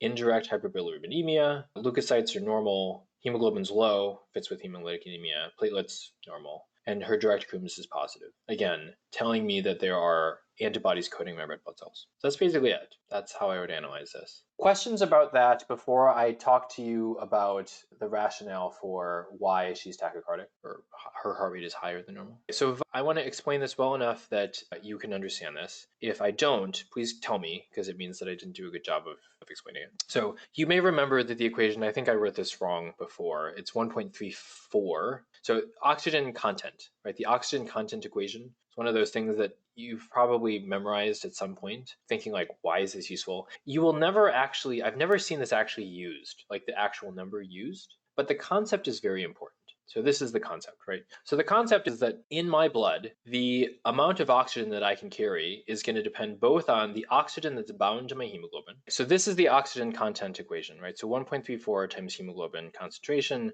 times the O2 sat. So you guys have probably seen this before, right? And so what this equation is basically telling you is that if you do the math, let's do the math, right? You'll never do this in real life. It's useful to do the math. So O2 content. It's useful to do this because it shows you like what the point of this equation is. So a normal PaO2, let's say, to make the math easy, is 100. And the normal O2 sat, we'll just say is 100%.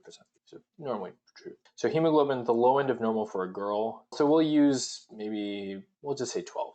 Right? So if you do the math, if someone can do this for me, so 1.34 times 12, right, times the sat, which is 100%, so 1, plus the PaO2, which is 100, times 0.003, right? This is but let's be very clear. So when you do this, when you do the math, can you do it so that the terms are separate? So because this is the O2 bound to hemoglobin is this term, and then the O2 dissolved in the plasma, this term, right, is the second term. So 1.34 times 12 is what? Maybe what, 15-ish? Great. So 15.08, pretty large number. What is 100 times 0.00? 16.08. Okay, so what is 100? So what is 100 times 0.003? It's about 0.3. Okay, so in other words, the reason why this equation is so valuable is not because the individual terms, or it's not because if you think this is 1.54, 1.74, 1.14, it doesn't really matter. Honestly, this term doesn't really matter. And memorizing that, 0.003, like if you forget it and it's like 0.006, it really doesn't matter because the amount of oxygen bound to hemoglobin, so Gianna, Vi, let's do Vi. So Vi, so how much, relatively speaking, right, how much oxygen is bound to hemoglobin relative to how much oxygen is dissolved in the plasma? Yeah, a lot more. Yeah, it's like many times more. So if I was so anemic, what if my hemoglobin dropped to half? So what if my hemoglobin was 6? Yeah, it'd have a dramatic effect on the total oxygen delivery to tissues. Yes, exactly. Yeah, exactly. What if I drove my P(a)O2? What if I drove that to 600? What if this number increased by 6 times, right? I gave you a non-rebreather and just flooded your whole system with oxygen,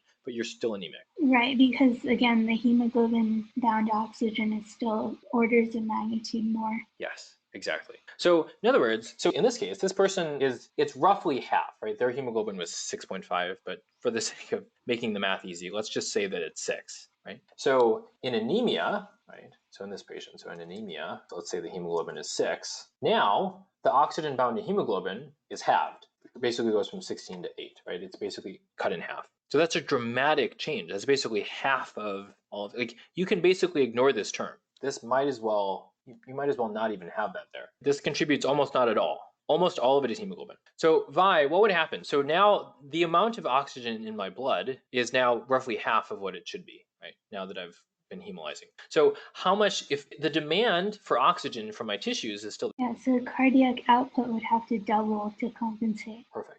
Exactly. At least double, right? Because remember, as your cardiac output increases, the demand from your heart for oxygen is actually increasing as well. But it has to at least double, in other words. So in this process, there isn't any baroreceptor involvement or decreased preload? It's not from a decrease in preload. Yeah, because remember, your blood volume isn't changed. You don't have to invoke, like, they're not necessarily hypovolemic. So if they stood up, they wouldn't necessarily be like orthostatic. You can have, in like blood loss anemia, if you were bleeding, you could both be hypovolemic and anemic. But anemia does not imply that you have to be. Does that make sense? Yeah, thank you. Yeah, absolutely. So does that explain then, does that answer your question then about why this person would have a heart rate that's a little bit higher than you'd expect? Yes. Yeah, because their oxygen content is lower, so therefore their cardiac rate has to increase because their demand for oxygen is going to be roughly the same, if not a little bit higher. Along those lines, do you think that the increase or the doubling of cardiac output for anemic patients puts anemic patients at risk for like left ventricular hypertrophy? Oh, that's a good question. Oh, that's a really good question. I guess if it was chronic enough, maybe. Okay. But that'd be pretty chronic. I have never seen that. Just That is theoretical, maybe. But then you also run the risk of, with chronic ischemia, of having ischemia to the heart, too. I don't know. If you showed me a case report of some woman that like had to be bled to a low level and she was otherwise completely healthy and like, I would believe it. But I wouldn't necessarily go out looking for it. Other questions? Okay. I just have one question. It's about when you mentioned the anemia and the hypovolemia part. I just didn't quite catch on that one. Oh, sure. So anemia technically just means that you have a low hemoglobin. Hypovolemia means that you have a low blood volume. Exactly. But those are not necessarily the same. And I'll give you a good example in anesthesia. So let's say you lose a bunch of blood in the surgery. I could replete all of your blood with albumin or crystalloid, right, like normal saline or something. So the amount of fluid that is sitting in your blood vessels is a normal amount of fluid. However, you could be very anemic, right? Your hemoglobin could be 4, but your total volume might be okay. Great question. Thank you. Yeah, I should explain that better. Just one question. Yeah. In lines of like can you include in the pathophysiology chronology that there's a FAS mutation that causes the decreased apoptosis of the T lymphocytes, causing the T cells to produce antibodies against the protein of its own antigens? So you're saying, so there are some autoimmune conditions that are hypothesized to be FAS, at least in some way related to FAS. Like, I think Sjogren's maybe is one of them. You're saying, could that be related? Could FAS be somehow tied into the autoimmune hemolytic anemia? Yeah. Maybe. I don't think so, though, because remember, FAS is more T cell problems.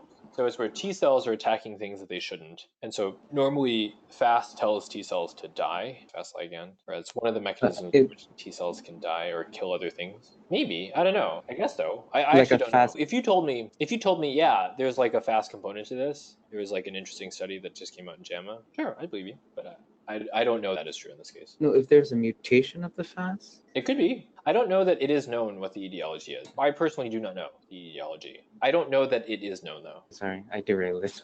Other questions? Can I just ask you one question about why the whole thing of when there is autoantibody production and then when the antibodies already bind to the RBC, what is happening with T cell signaling at this point? I don't know that there is much happening with T cell signaling at this point. Because in your pathophysiological chronology, you have develops antibodies against protein antigen on their own RBC, and then T cell dependent B cell activation, affinity maturation, and IgG. So I'm thinking, is that the process behind the auto antibody production, or is it, what is the link between the two? So in other words, there's some antigen that's somehow activating T cells and B cells together. Yeah, when there are already antibodies that are binding to the RBC, why are the T cells involved at this stage? Oh, you're saying this should probably be... Yeah.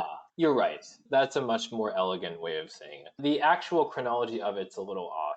You're right. That's a little strange. So really, yeah, gosh, I would say unclear etiology. So immune activation against protein antigens on your own red blood cells. So that somehow you get T cell dependent B cell activation. That would lead to affinity maturation and isotype switching. And then you would get, that's how you can get IgG. Is there a clinical difference between cold agglutinins versus warm agglutinin AIHA? Vi is asking. In symptoms, yeah, so typically autoimmune hemolytic anemia typically is more warm agglutinins, which kind of makes sense, right? Because they're going to be higher affinity antibodies. I think cold agglutinins, if they do present, typically it is actually in the cold. So it's extremities. If you get cold, it'll happen in like if you get like cold extremities. So I think that this actually does play a role in the actual presentation, right? That if you keep warm, you are less likely to get hemolysis from cold. Yeah, great question. So this is the summary of key concepts. In the interest of time, you guys can rewatch the first part of this to go over the summary of key concepts, or you can just look at this. The thing that I will emphasize though is the direct Coombs, right? So again, remember, in direct Coombs, basically you're looking for hemolysis, right? You're looking for evidence of hemolysis. So red blood cells that are already coated with antibodies. Whereas in indirect Coombs, you're looking for the presence of antibodies. So the classic one would be type and screen, right? Before you're going to give someone a transfusion of someone else's red blood cells, you want to see, do they have antibodies that could bind to those red blood cells? The other one would be RH, to see for moms, do they have RH antibodies that could attack the baby? Well, thank you guys very much. Now that you can see how family medicine patterns repeat across step 2, the next step is learning how to practice them the right way. In my UWorld Complete Guide, I'll walk you through the exact phase-by-phase system that turns what you already understand into 260+ performance on step 2. Click here to watch how to virtually guarantee your next score jump.